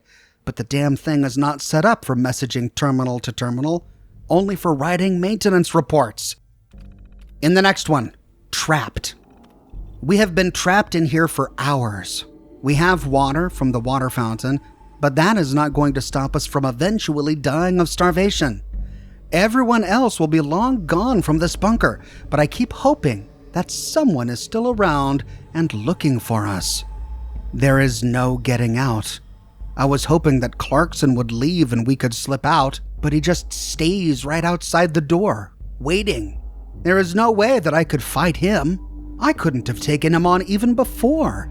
Now, this sickness has given him a lot more strength and speed than any normal human being should have. If I could just get Miss Clara out of her shock, then as a last resort, I could distract Clarkson while she ran out. But Miss Clara hasn't said a word in all this time. She's in a state of catatonic shock, and nothing I can do or say helps. Poor girl saw her father ripped to shreds right in front of her eyes. To shreds, you say? No. The only way I'm going to be able to get her out of here is if I could somehow get rid of Clarkson. I found that Miss Clara was carrying a gun, a small gold pistol. The real crap thing is, there's just 2 bullets left. I fired one at point-blank range directly through the gap in the metal fence and into Clarkson's chest, right into the heart. But crap, the bastard didn't even blink. I need to save the last bullet, even if it is only for the way it makes me feel better, having at least a loaded weapon to hand. In the next one, 2 more of them. Clarkson has been joined by what I think are Scott and Wilkins, the 2 security staff members that died. At least I thought they had died, until they crawled out of one of the wall vents during last night and took up position with Clarkson. They must have been hiding in the ducting all this time. It must have been them who killed all those people, using the ventilation ducting to travel undetected around the bunker. They would have had access to almost every room in the bunker through that massive network of ducting, almost all of it large enough that a man can fit through easily. No wonder some of us staff were hearing strange thumps and bangs during the night from the walls and ceilings. Luckily, this utility room has no vent on this side of the security fencing, or I suspect we would have already been dead. Scott and Wilkins look like something from a nightmare now, their flesh rotting and peeling away. Scott doesn't even have a nose anymore. They are walking, rotting corpses, and the smell is overpowering, making me gag. And in the final one, I had to do it. We have been here for days now, and it is clear that no one is coming to help. With just Clarkson, I stood a really slim chance, but with the 3 of them right outside this gate, there is none. They don't leave, just keep stalking up and down the fencing. Ever so often, one of them will launch an attack on it, battering it in a ferocious attempt to get in and get to us. So far it's held, but the last attack was worrying, and if they get the idea to all attack the fencing at one time, then I doubt it'll hold. I have tried talking to them, tried reasoning with them, tried everything to appeal to anything remotely human left in them, but it is no good. No, our time has run out. It has to be done. 1 bullet left in that fancy golden gun. I held the still in shock girl in my arms and rocked her back and forth while singing that song I used to sing to my little girl when she had a nightmare. Maybe it is the lack of food affecting my mind, but it was Susie I was holding. I swear it. I don't know how I did it. I just knew I had to. It was damn hard to see with the tears pouring, and it was the hardest thing that I have ever done. But she didn't see it coming, and she felt nothing. I'm sure of it. I just put the gun to her head and did what I had to in order to spare Miss Clara the agony of dying from starvation or from being savagely ripped to shreds. To shreds, you say? I'm going to open the gate now. I will be with my own daughter again in a minute. Signing out for the last time, Jim Wilmers. God. Wow. So that is the skeleton of Miss Clara. And then he was dragged out by Clarkson and the other ghouls. That must be his skeleton, Jim's. And then out there, this must be the skeleton of her father. Well, we've read a lot of names so far, and we now know how more than half of them died, but there are still some more whose fates we have not accounted for. Heading up the stairs, we can move back to the hallway, and next, open the red door against the western wall. This leads to the rifle range. We find a 10mm pistol and some ammo on the range, and then a staircase leading up to a green door. The green door leads out to the courtyard that we saw from the balcony above. Lots of doors on this level, but I wanted to finish exploring the basement first. So heading all the way back down, we can move to the end of the hallway. Opening the blue door to the right, we find the sleeping quarters for the workers. The kitchen staff, the cleaning crew, the guys who are planning to take over.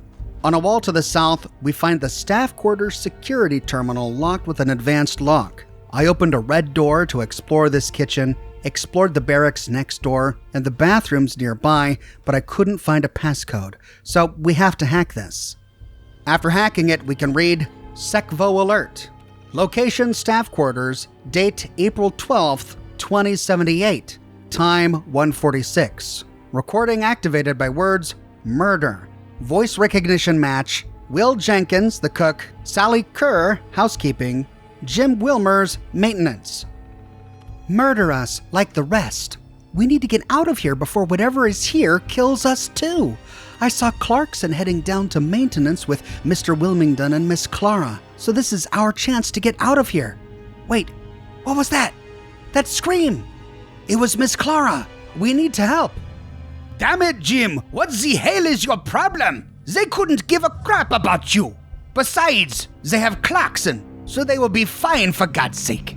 Let's just grab what supplies we can and get the hell out of this bunker. I have to. They may need help.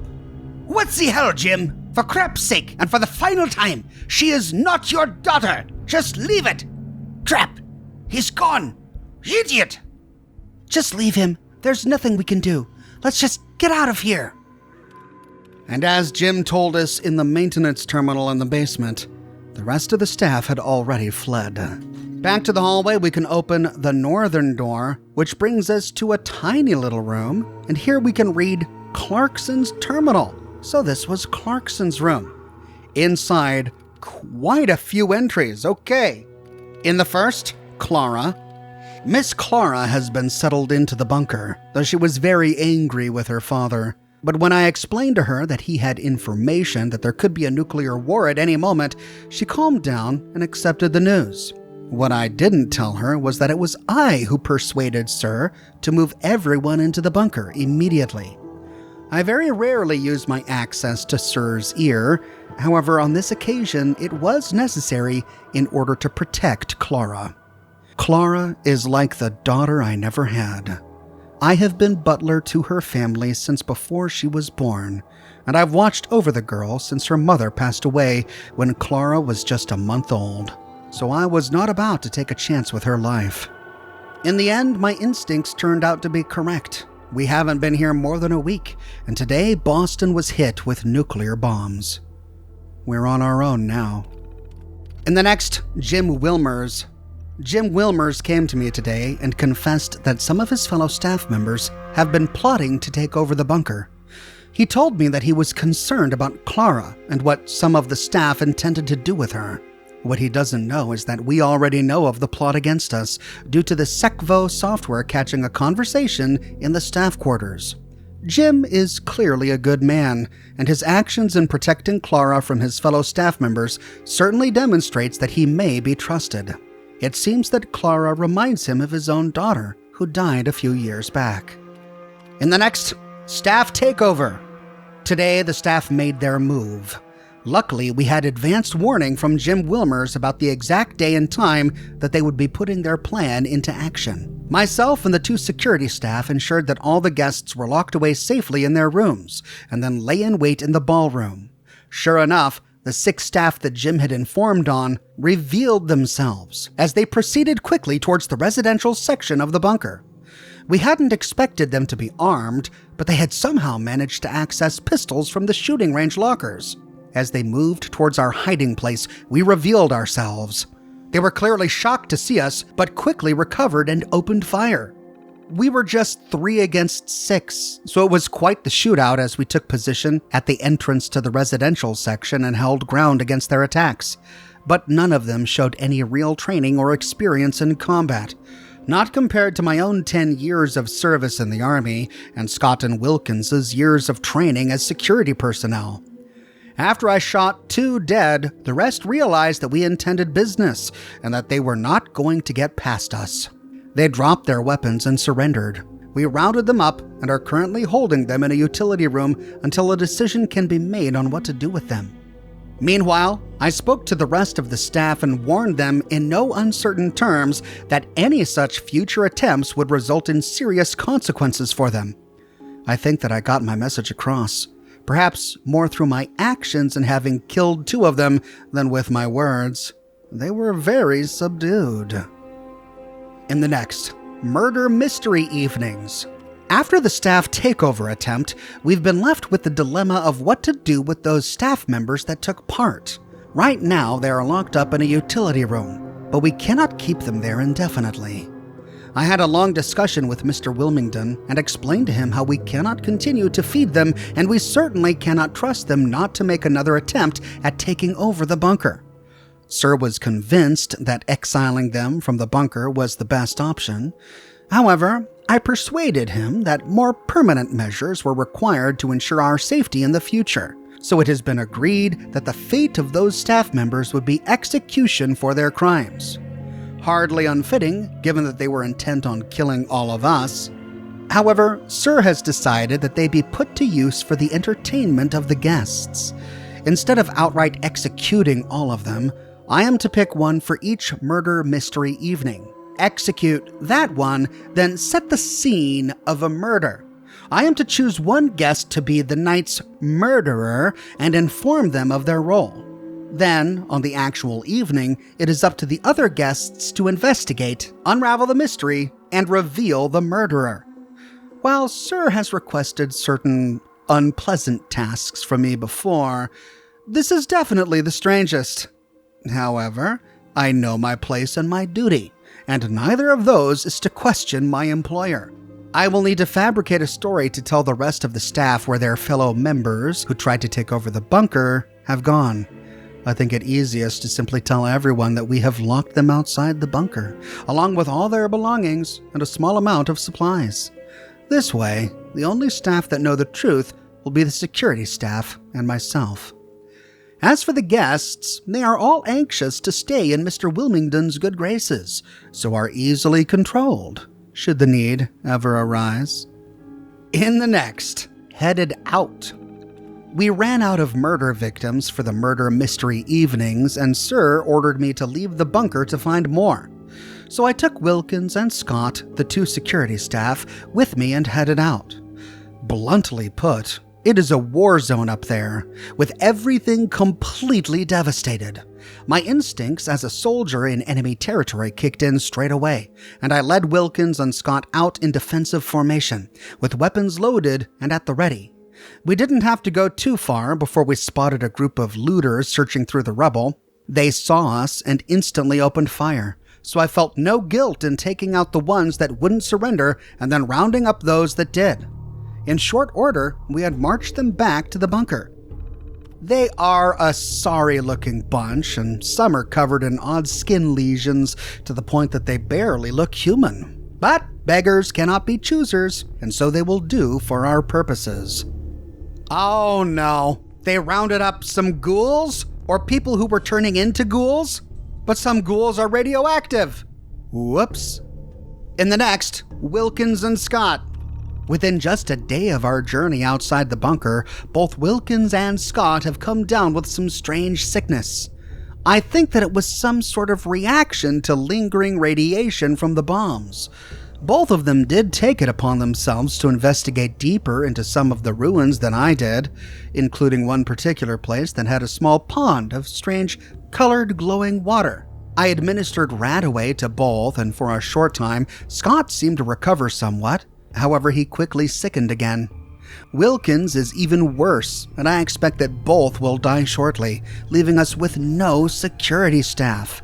I've had them isolated down in maintenance just in case this sickness can be passed to others.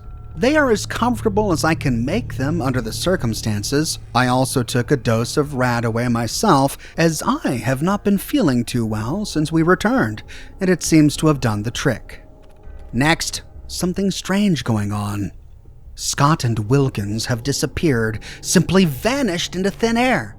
When I left them down in maintenance last night, they were lying on their beds, clearly near death, so they could hardly have got up and walked away. Yet, they have vanished. I organized a search of the bunker for what must surely be only their bodies by now, but they have not been found. However, our search turned up something even more concerning. It seems that two of our high-profile guests, the Addingtons, have been murdered in their beds during the night. The bodies are violently ripped apart, but there is no sign of who did it, or how the murderer even accessed the room in order to commit the murders. I have ordered the mess cleaned up and the bodies placed downstairs, again in maintenance. I will investigate further once this pain in my head stops. In the next, tensions. Tensions have been really high since the couple were murdered, and it is beginning to show. Now there has been another murder, although this one is much easier to deal with, especially as the murderer confessed. It seems that one of our guests, Frederick Leamington Smythe, was in his room that he shares with Gerald Forsyth when Forsyth walked in unannounced. According to Leamington Smythe, he couldn't see who it was and was so startled that he panicked, grabbed his pistol, and shot Gerald straight in the chest. At least, that is what he says happened. It may be true, but I know that they hated each other and often argued violently. But how can I be sure? I just can't seem to think clearly lately. The head pain is getting worse, and I have some odd lesions on my arms. Luckily, they do not show under my clothes. In the next, another murder. Leamington Smythe was murdered during last night, ripped to shreds in much the same way as the Addingtons were. To shreds, you say? Once again, there is no murder weapon to find, and no clear evidence of how the murderer entered and then left the room. However, I did notice that the air vent cover was slightly open. Was this how the murderer entered? The vents are easily big enough for a grown man to access, and the ducting runs throughout the bunker, supplying fresh air to almost every room. Still no sign of Scott or Wilkins. We have searched everywhere. Ugh, it is so hard to think. The headaches are excruciating now, and I'm experiencing lapses in memory where I'm suddenly somewhere with no memory of getting there. Strange anger and urge to violence. I need to hold it together. I must have some radiation poisoning from the journey out of the bunker, so why isn't the Radaway working? I have taken 6 doses now, I think. I don't remember. And in the last one, this has to stop. I once again awoke to be told that there have been more murders. This time, it is Mr. and Mrs. Newellington. Same scene, ripped to shreds by something. To shreds, you say? Only this time, parts of the bodies are missing, and what is left looks chewed, for want of a better way of putting it, as though whatever did this killed the couple and then proceeded to eat them. The air vent was hanging completely open this time. That, when combined with the recent complaints I've received from the staff that they are hearing thumps and bangs from the walls, tells me that this is not the work of a human. Something must have slipped into the bunker along with Wilkins, Scott, and myself when we returned with our captives. I can only speculate that whatever it is must have taken Scott and Wilkins and eaten them. I informed Sir that we need to do a full search of the ducting throughout the bunker and flush out the creature. Now that we know how the creature moves about, I think it best to ensure Miss Clara's safety before we start. There are air vents in every room. However, down in maintenance, there are secured utility rooms where if anything comes out of a vent, it cannot get into those areas. So the best thing to do is to lock Miss Clara briefly into one of those rooms, where we know she will be safe behind a secure gate and security fencing, with no vents overhead. Both Sir and I will escort her down there, so we can both be assured that she will be safe throughout.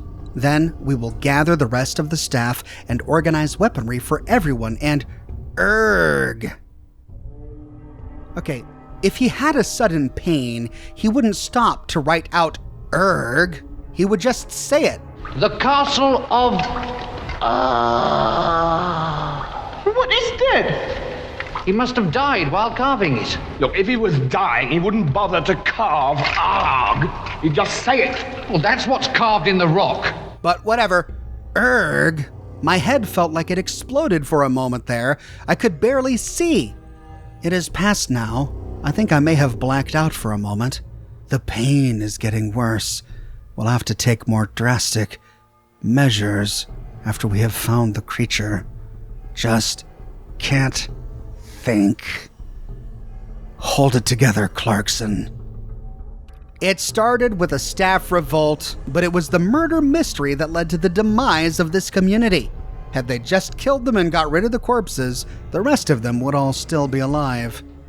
Now we can explore the buildings attached to this courtyard, and we'll start by going in the bookstore. It's a beautiful bookstore, but we can't loot any of the books. It's just for show.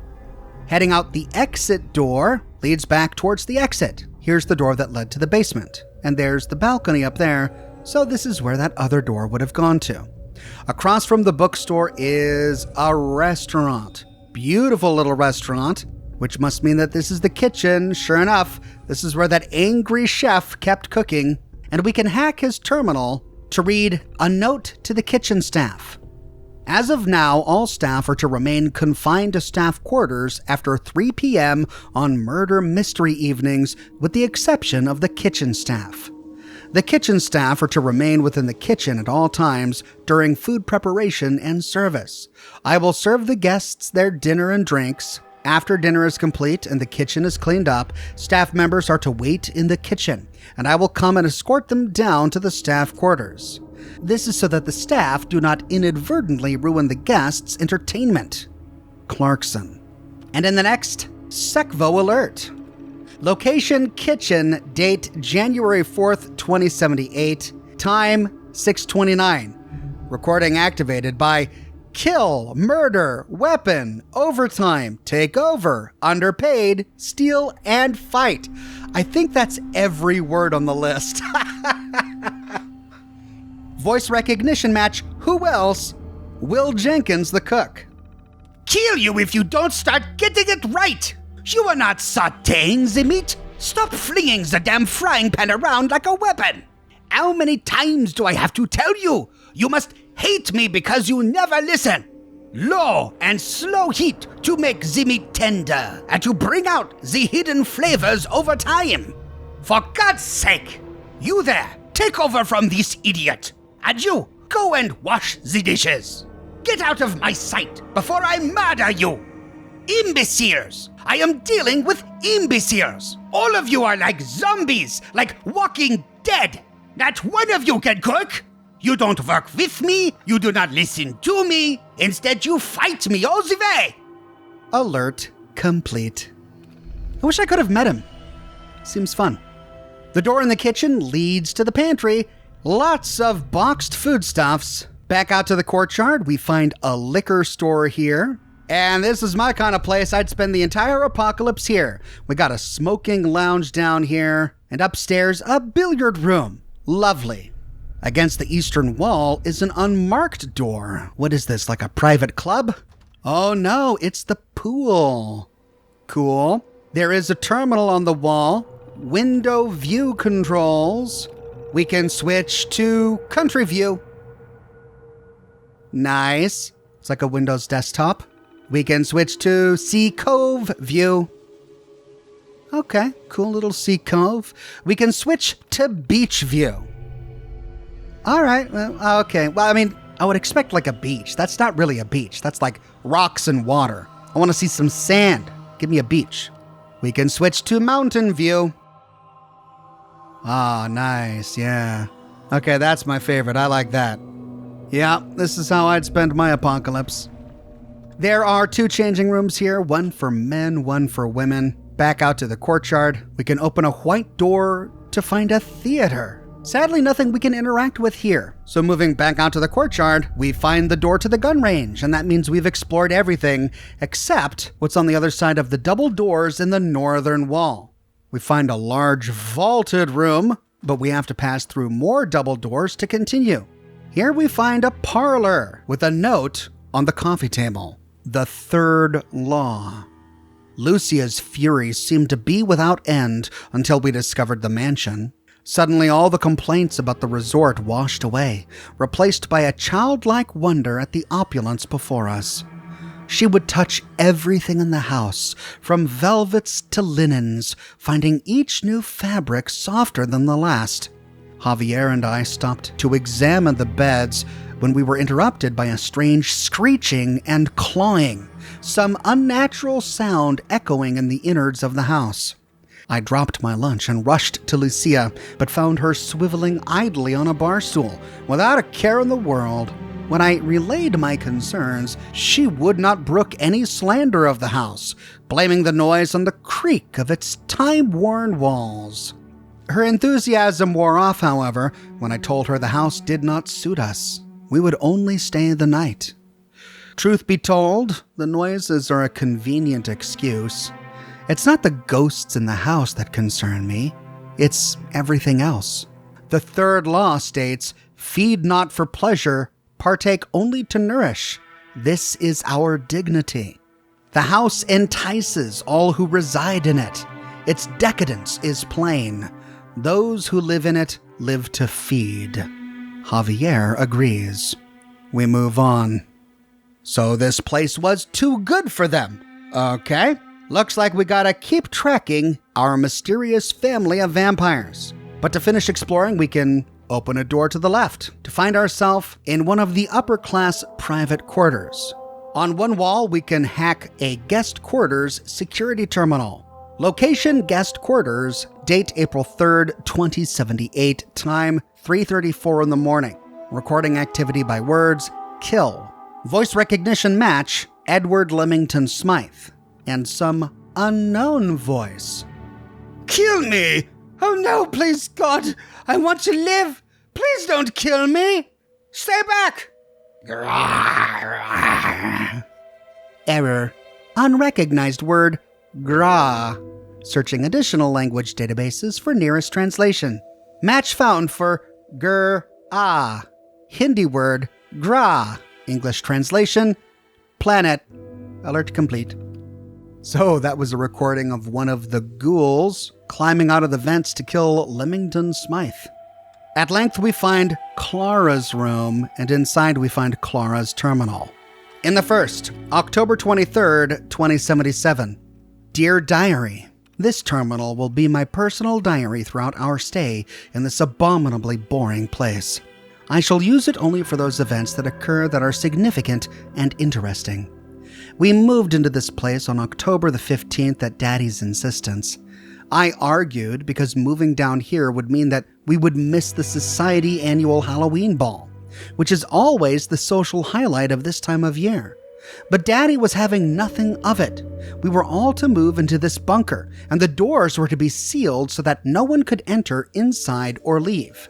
I was angry at Daddy at first, but Clarkson, who has been Daddy's butler since before I was born, told me that Daddy had some very bad news from his contacts in the army, that there could soon be a nuclear war.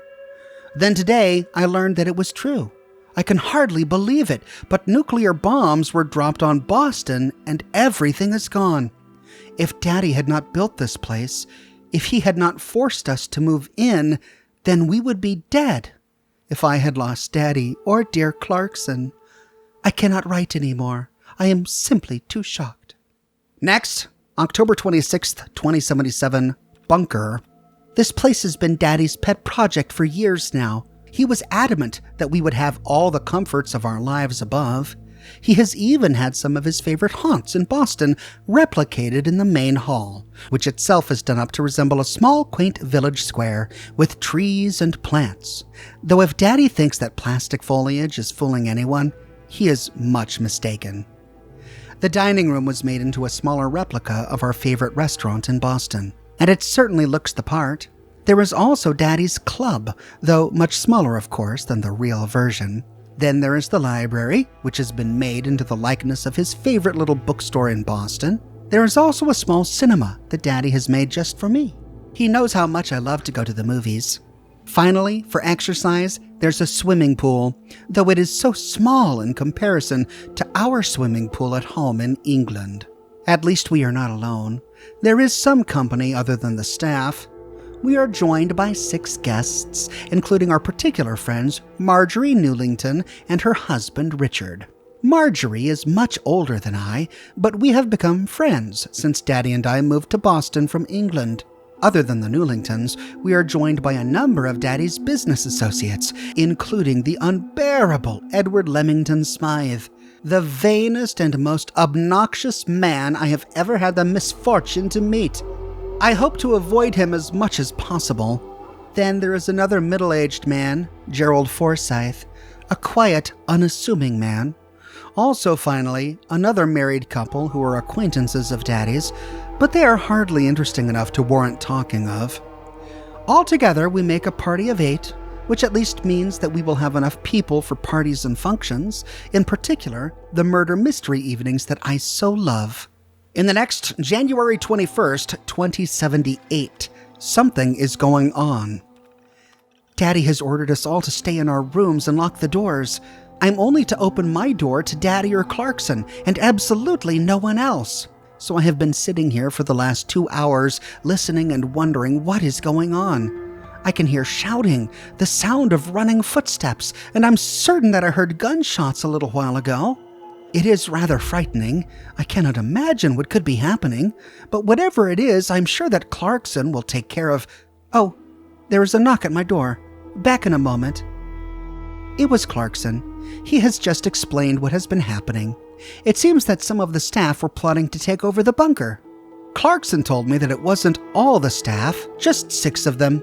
He said that one of the staff involved informed on his fellow agitators, so he knew when they would make their move. I am relieved and rather shaken. One simply doesn't expect one's staff to do such a thing. At least it is over now, and we can all move about the bunker again freely. In the next, January 23rd, 2078, a plan. Daddy has had an absolutely marvelous idea about what to do with those rotten agitators who tried to take over our bunker. He says that they can be put to good use in our murder mystery evenings. Daddy explained that Clarkson will choose one agitator to be the murdered victim and will set up the scene of the murder. Then, with all the clues and body in place, the rest of us will get to solve a real murder. I can hardly contain my excitement. Our murder mystery evenings will be heaps more fun with a real body to investigate. At first, I felt somewhat concerned for the agitators, but Daddy and Clarkson assured me that there's no reason to feel sorry for them. They said that it was a far kinder fate than to be thrown out of the bunker to die horribly, and that it was a much more compassionate fate than they had in store for all of us. So there we have it. No harm done, and excitement and fun at last. I can hardly wait until the first party. And the next, March 4th, 2078, Spoiled Evening. What an evening! The last few murder mystery evenings have gone extremely well, up until this one. There we were, all gathered around the murdered victim and about to examine the body when the victim suddenly groaned loudly and twitched. Well, it gave us all such a fright. Clarkson immediately ushered us to the opposite end of the room, then bent over the man, blocking our view of him. I couldn't quite see what he was doing, but whatever it was worked, and our murder victim stopped being so inconsiderate. With the situation rectified, we tried to continue on, but the evening was quite spoiled. After all, how could Gerald, who was the evening's murderer, have committed the crime if the victim was still alive? Daddy was quite furious at Clarkson, who promised never to let it happen again. Then, March 16th, 2078, catastrophe averted. It has been an eventful week, especially when Clarkson informed us that we had run out of agitators for our murder mystery evenings. Everyone was dreadfully upset, but as always, Daddy has come up trumps.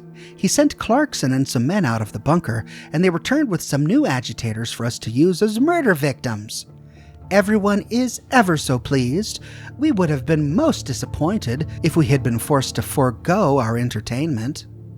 Next, March 24th, 2078, disaster. Goodness, what an absolute disaster last night's murder mystery evening was. It all started and progressed so well, right up until we found the body of the murder victim. The latest murder victim that Clarkson had prepared for us was absolutely grotesque. Indeed, even ghoulish in its appearance. It was covered with vile, separating lesions and had appendages growing where there ought not be any. I am certain that I saw a hand protruding from its stomach. Marjorie fainted dead away, and she was supposed to be the night's murderer. I confess I myself screamed, as it was such a shocking sight. After that, none of us felt like examining the body for clues, and the evening was quite ruined. Daddy had very harsh words with Clarkson, and I overheard him ordering Clarkson to, in future, remove any unsightly appendages and tidy up the bodies to make them more respectable for viewing. Then, on March 28th, 2078, something terrible happening. Something quite dreadful has occurred, and we are all rather frightened right now. 2 of our guests are dead, murdered during last night.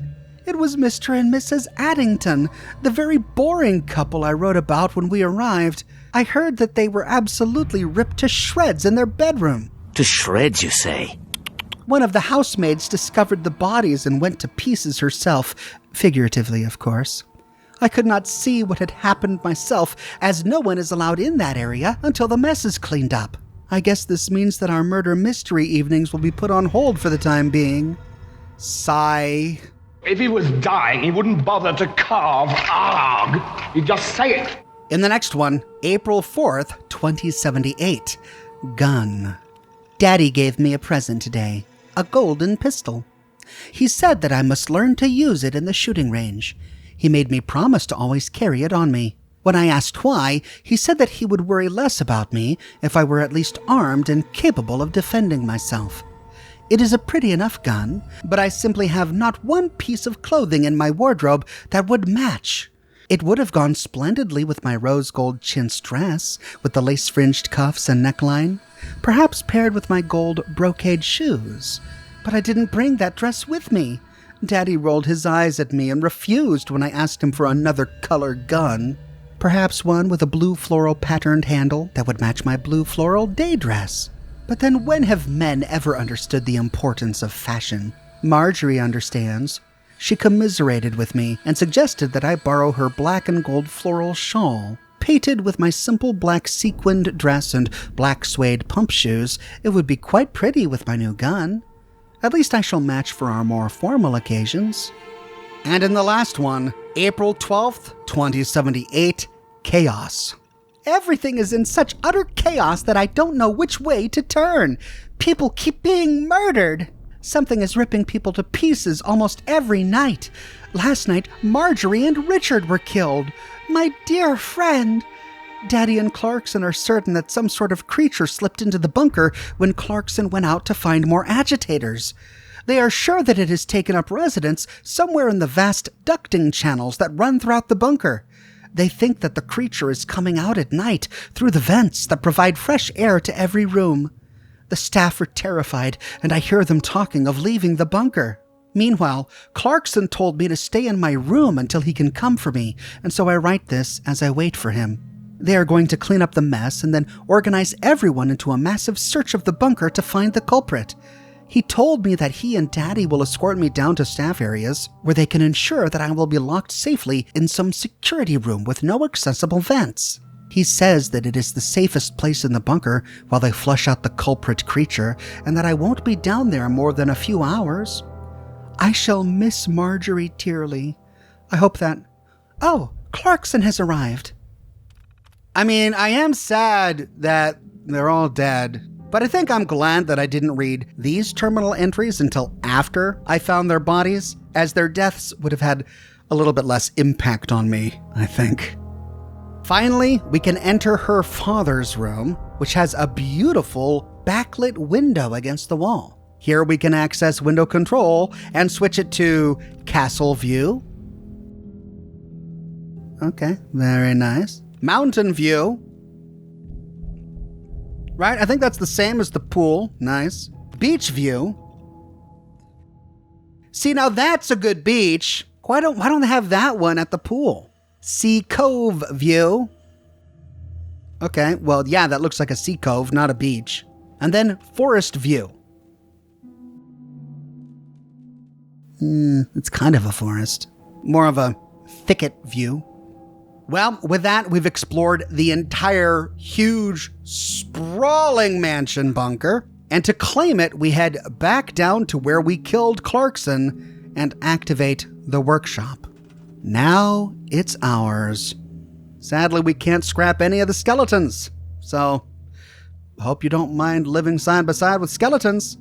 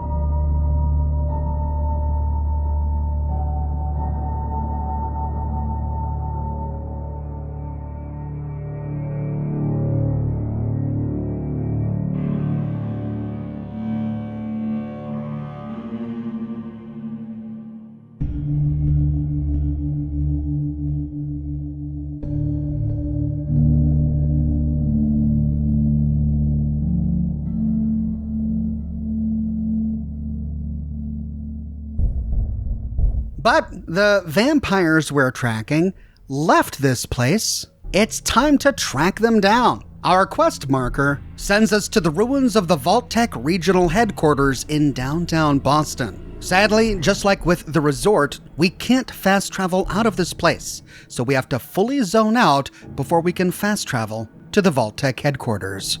Heading inside, we can go all the way to the top floor and into the same room where we found the ion gun. And all the material related to this quest is right next to the ion gun, which is why I got confused when I was doing the ion gun creation and did practically half of this one before I realized it was something else entirely. And I was really confused because I missed all of the story that we've just gone over up until this point. At any rate, on this table we find a Vault-Tec cross-promotional item number 5. Bingo. It's a brand new bobblehead. Yay! We can loot a Vault-Tec showcase keycard and read the temporary showcase shutdown note. Davidson, with the article in the Bugle set to print next week, we are locking down the Vault-Tec showcase. If for any reason you or a subordinate need access to the facility, use the enclosed keycards. Vault-Tec headquarters. After looting the key and reading the note, we find a new door in a hallway that leads to the Vault-Tec showcase. Unlocking it with our keycard, we can activate an elevator to arrive on a concrete platform overlooking a vault door emblazoned with the letters VT. Activating the door controls and waiting for the door to open, we can enter the showcase vault. Inside, we find a Mr. Handy named Mr. Blue, but we can't talk to him. So instead, we can access a terminal on a desk here. Vault-Tec employee eyes only. Inside, we find 3 options. In the first, welcome employees. After many months of preliminary construction, we are pleased to open up this promotional vault to members of Vault-Tec's technical and engineering staff. While living and recreational quarters are available for use by all staff members, keep in mind that the vault is not a residence, but rather a showcase for potential clients. As such, it's not only important to ensure all front-facing equipment and entertainment modules are in working order, but that each space remain clean and presentable. To aid with this, we have provided a specialized Mr. Handy with additional processing power to help with the daily chores. It's also important to keep in mind that observational studies will not be conducted in the promotional vault. This, however, does not mean access to terminals will be unlimited. Please ensure you have the proper clearance when accessing private logs as well as confidential memos. Enjoy your stay, Vault-Tec Management. In the next Supervisor's Logs, we find 4 entries. In the first, February 23rd, 2075.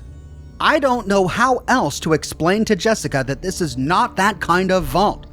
She's heard all the rumors from the other science staff about all the interesting experiments they'll be able to run, and she's convinced it's going to work the same here. She's started to prank some of the others during the meetings because, in her words, she wants us all in the right headspace. The fake spider in the donut box is one thing. The strychnine sprinkles is another. If she didn't give it away by laughing every time Varner took a bite, we wouldn't have gotten him to the hospital in time. Next, March 2nd, 2075. After an incident where Sandra put on a Vault-Tec suit filled with glue, I decided to sit Jessie down and spell it out for her that this vault was a showcase, and we should do our best to make sure that it is perfectly safe for both the visitors and personnel. Yet she still thinks there's a catch, and the only reason I couldn't tell her is because she doesn't have a high enough security clearance. On her breaks, I've noticed her poking around the walls looking for secret compartments that simply aren't there. Even worse, she's enlisted Mr. Blue to help her under the guise of doing security sweeps. I just hope there aren't any other surprises when the clients start rolling through. If she wasn't such a talented engineer, I would fire her on the spot, but it's obvious we need her to meet our deadlines. In the next one, March 5th, 2075, I heard some of the staff talking about wanting to get back at Jessie by putting a fake SL4 directive message on her terminal.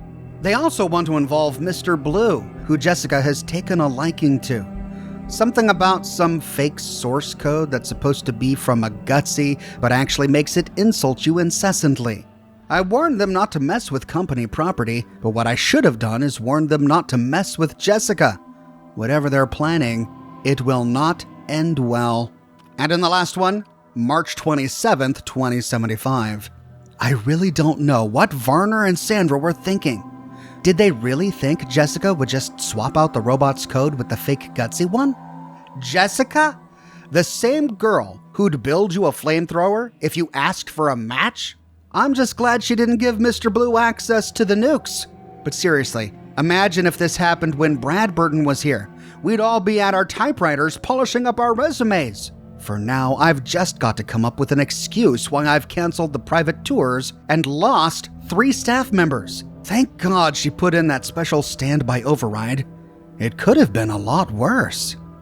So looks like when Brad Burton was trying to build his Vault-Tec Among the Stars exhibit at Nuka World, he came here to the Vault-Tec corporate headquarters to talk with everybody, which is why he's mentioned coming here and why we found the Vault-Tec Nuka-Cola cross-promotional item on the desk.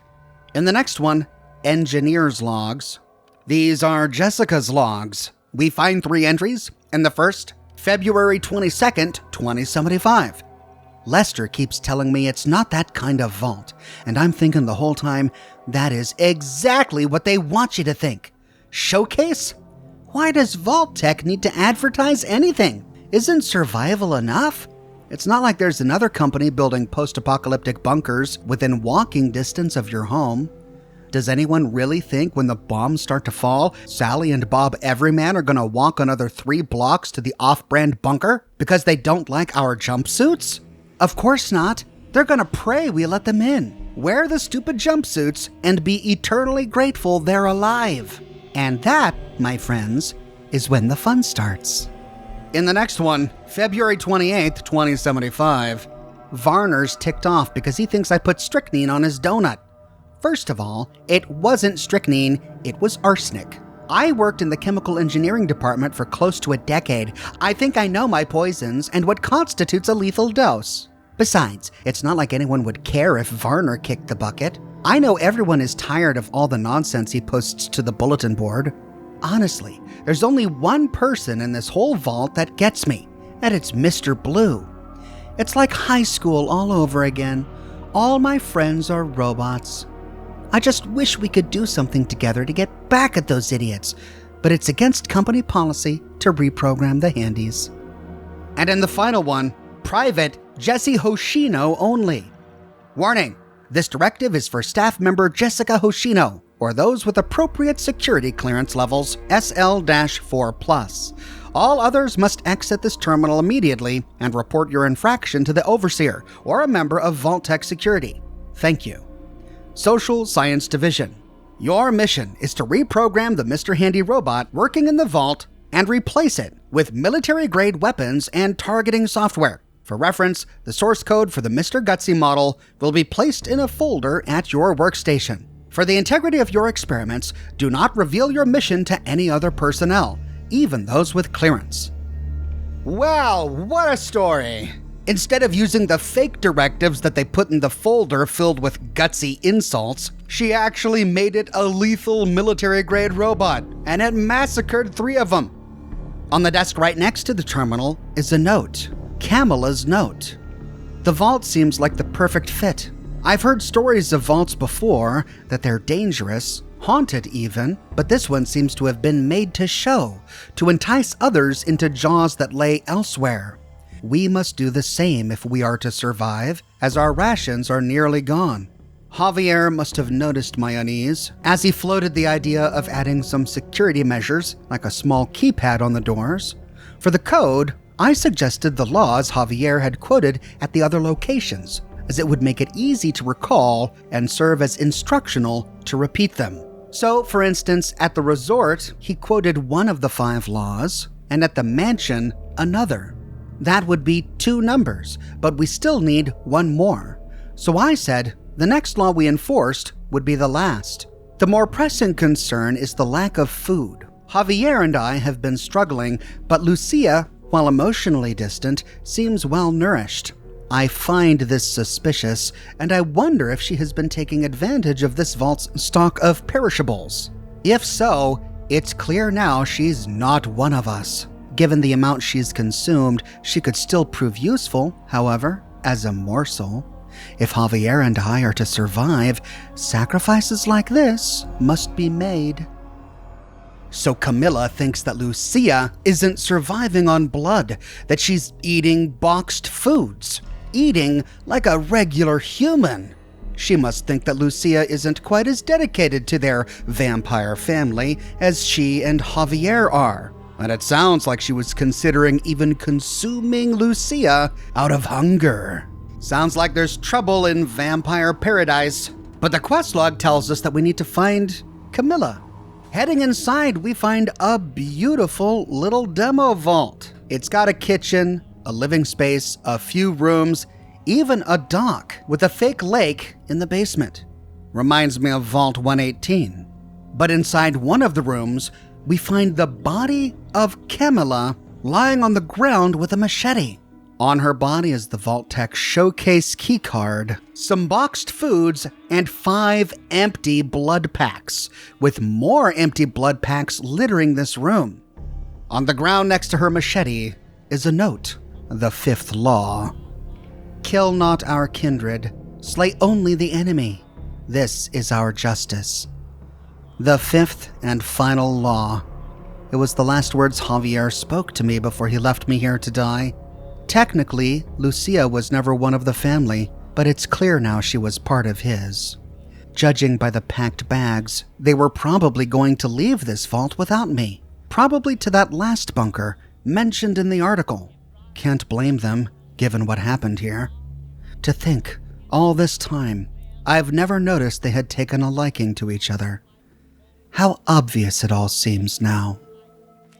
All right, so they mortally wounded her and left her for dead. Why? Maybe because they found out that Camilla wanted to get rid of Lucia somehow. It's interesting that she says that they wanted to leave after they found out what happened here, because I think what happened at the mansion was way worse than what happened here. A couple of Vault-Tec scientists died and we don't even find their bodies here. But looks like they left, and we can activate the workshop to gain control of this beautifully decorated little vault player home.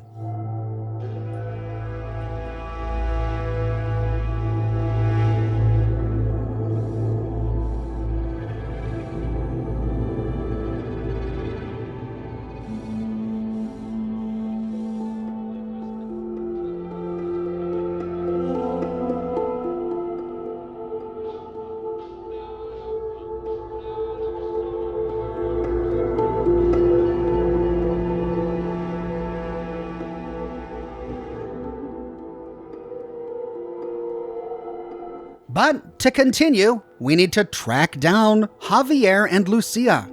The Boston Bugle article mentioned one more bunker, a hacked-together, more modest affair, it sounds like. And to find it, we go to Concord. But like with the last one, we can't fast travel out of here. But that's a real problem for this player home, because it's deep inside the Vault-Tec regional headquarters, which means that every time we want to leave, we not only have to walk all the way out of it, take an elevator upstairs, but then zone into the Vault-Tec regional headquarters and leave by zoning out into downtown Boston, which is the longest load time in the entire game. That's a long walk, 2 loading screens, and an elevator just to leave. All of which could be avoided if we could fast travel from it like we can with home plate. At any rate, we pick up the trail in Concord. Here we find a new building we can enter labeled Quick Test Cell. It's a small ruined little house with a glitched skeleton in the corner. Here, let's fix that. There we go. On the ground of the kitchen, lying on a suitcase, is a note, June's Journal, page 5. Happy 240th birthday to me. At least I didn't have to spend it alone. I met a couple of survivors, Javier and Lucia, who found their way into Concord, a classic couple on the run. They seem a little road weary, but in the wasteland, It'd be more worrying if they weren't. The last thing you want to be or meet is someone who's a little too comfortable. That's not to say Javier isn't a strange one. Despite obviously being hungry, he wouldn't eat a bite of my cooking, although I guess I can't blame him. Overall, I can't complain about the company, no matter what form it takes. More importantly, it turns out he's from DC, which means home is still out there somewhere. Maybe it's nothing, but maybe it's the universe giving me a swift kick in the pants. Either way, I'm ready. It's time to go back to DC, to home. I've arranged to hitch a ride with a small caravan heading south. I have to find out what happened to my family. We're heading out in a week, and I'm leaving the bunker to Javier and Lucia. I know it's stupid to leave this place to strangers, but I can't just sit here and wait to die. I have to know what happened. We find the keypad that we read about in a previous note on a wall by a bookshelf. Now, I've been really unlucky with codes in this video, and at this point, I really just wanted to pass that luck check of 6. But I also wanted to at least try to figure it out for you. So how many laws did we have? We had the 5th law, the 4th law, and the 3rd law. So it's just figuring out which order these 3 numbers go in. 3-digit passcode. Can brute force this in seconds. I believe I organized all of these bunker player homes in the correct order. And if that's the case, then the code should be 435. But I didn't realize that at the time I was recording. I got incredibly frustrated, and so I just passed the luck check. The bookshelf swings away and reveals a bunker hatch on the other side. Heading down the hatch, we find Javier and Lucia. And they're hostile to us! Whoa! I got your back!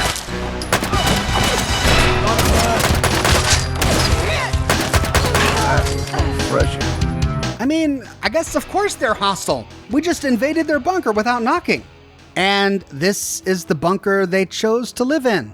Of all the bunkers we've seen today, this is the one that caught their attention. As we explore, we find some of June's notes, the previous occupant of this bunker. On a desk in one of the rooms, we find June's journal, page 3. The food stores are starting to run low, and it's still quite dangerous to venture outside, although the hazmat suit has been handy to find supplies. By now, I'd rather starve than go on with a pork and beans diet. I was thinking of setting up a hydroponics area in the children's room. Not like they're here to use the space anyway, but that would be admitting what I don't want to admit, that they're actually gone. And the next one, page 4, was on the headboard of the master bed. What a New Year's. Not the most miserable I've experienced since the bombs fell. That was the day my skin fell off. It started with a hangnail of all things. I yanked that small little strip and nearly tore the skin off my hand. It wasn't until later that I realized the really scary part. Half my hand was exposed, and there wasn't any pain. It seems I'm not the only one of my kind either.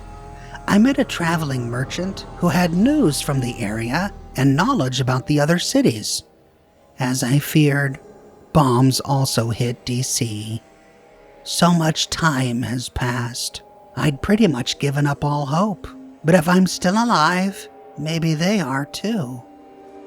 Heading to the kids' room, we see that her children's names were Fred and Kim. The room is still bedecked with all of their toys. To complete the quest, we activate the workbench, and we now have this bunker as an optional player home.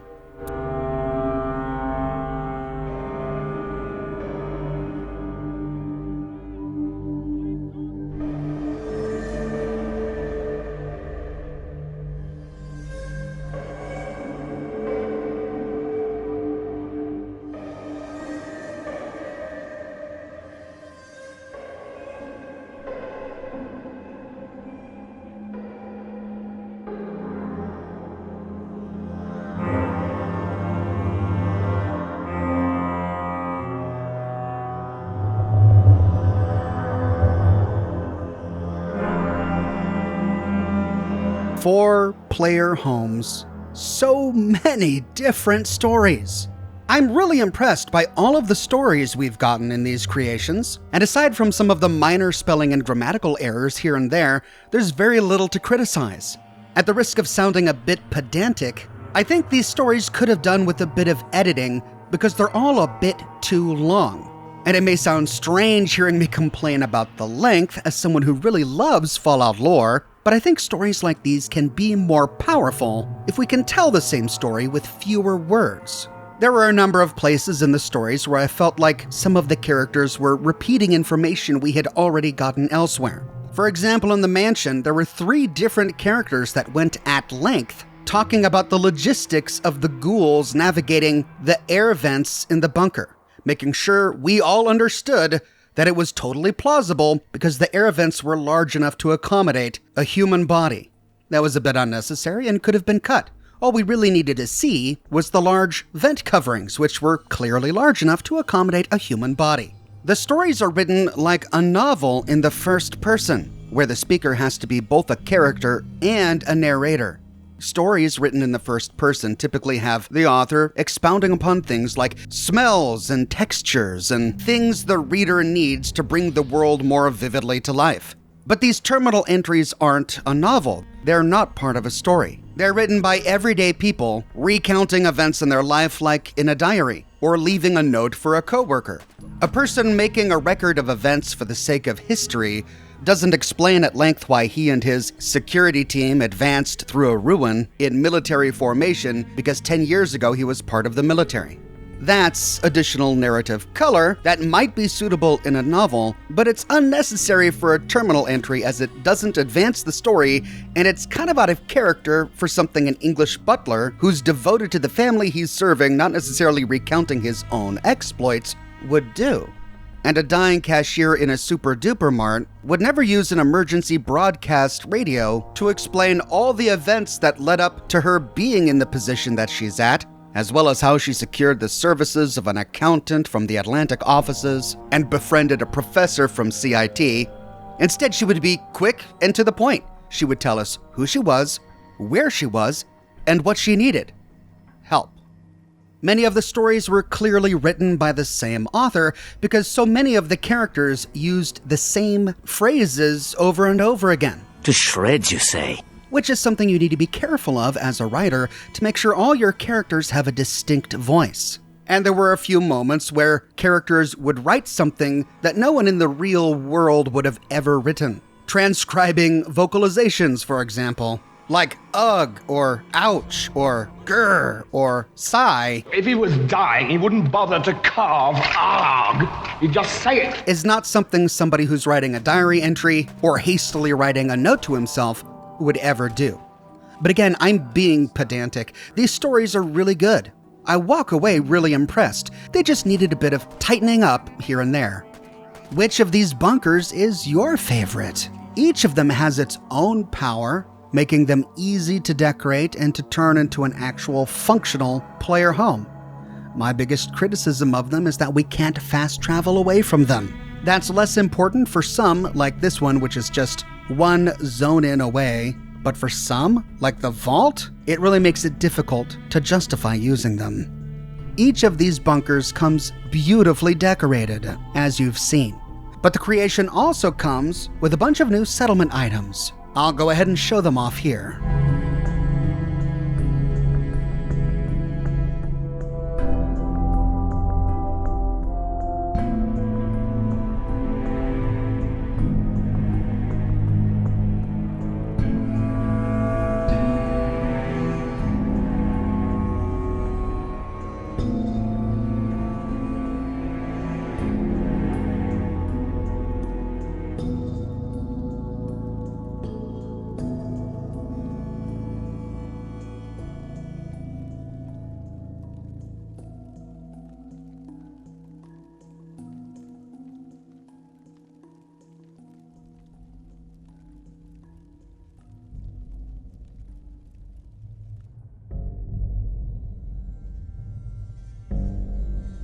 And that is everything we get with the new Creations bundle that comes with the anniversary edition of Fallout 4. Remember, we don't have to buy the Anniversary Edition to get this Creations bundle.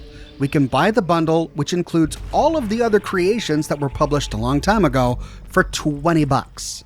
But for someone like me who already has all of those old creations, is what we just experienced worth $20? Well, ultimately, I think creations like this, no matter how good they are overpriced. And I believe the same thing here. I expressed my thoughts in greater detail in a video I published years ago on why the Creation Club is too expensive. But putting money aside, I think that so many of the creations we explored today were really high quality. Some were mediocre, some weren't thought out too well, but there were plenty that were excellent. I loved all of the guns, and the Sea People quest was my absolute favorite. But what do you think? Let me know your thoughts in the comments section below. I'm constantly publishing new Fallout videos, so if you don't want to miss them, be sure to subscribe. My 2026 thumbnail calendar is ready. This calendar has 12 of some of the best pieces of artwork that I commissioned for my YouTube thumbnails. The print quality is gorgeous and it'll look beautiful hanging on your wall. So snag your 2026 thumbnail calendar today. But more than anything, I'm just so glad you watched this video with me. Thank you so much for watching, and I'll see you soon with more Fallout videos.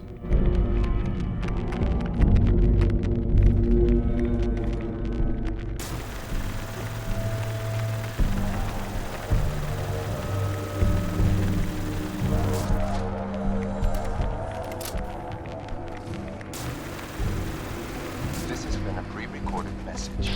Message repeats in 3 seconds.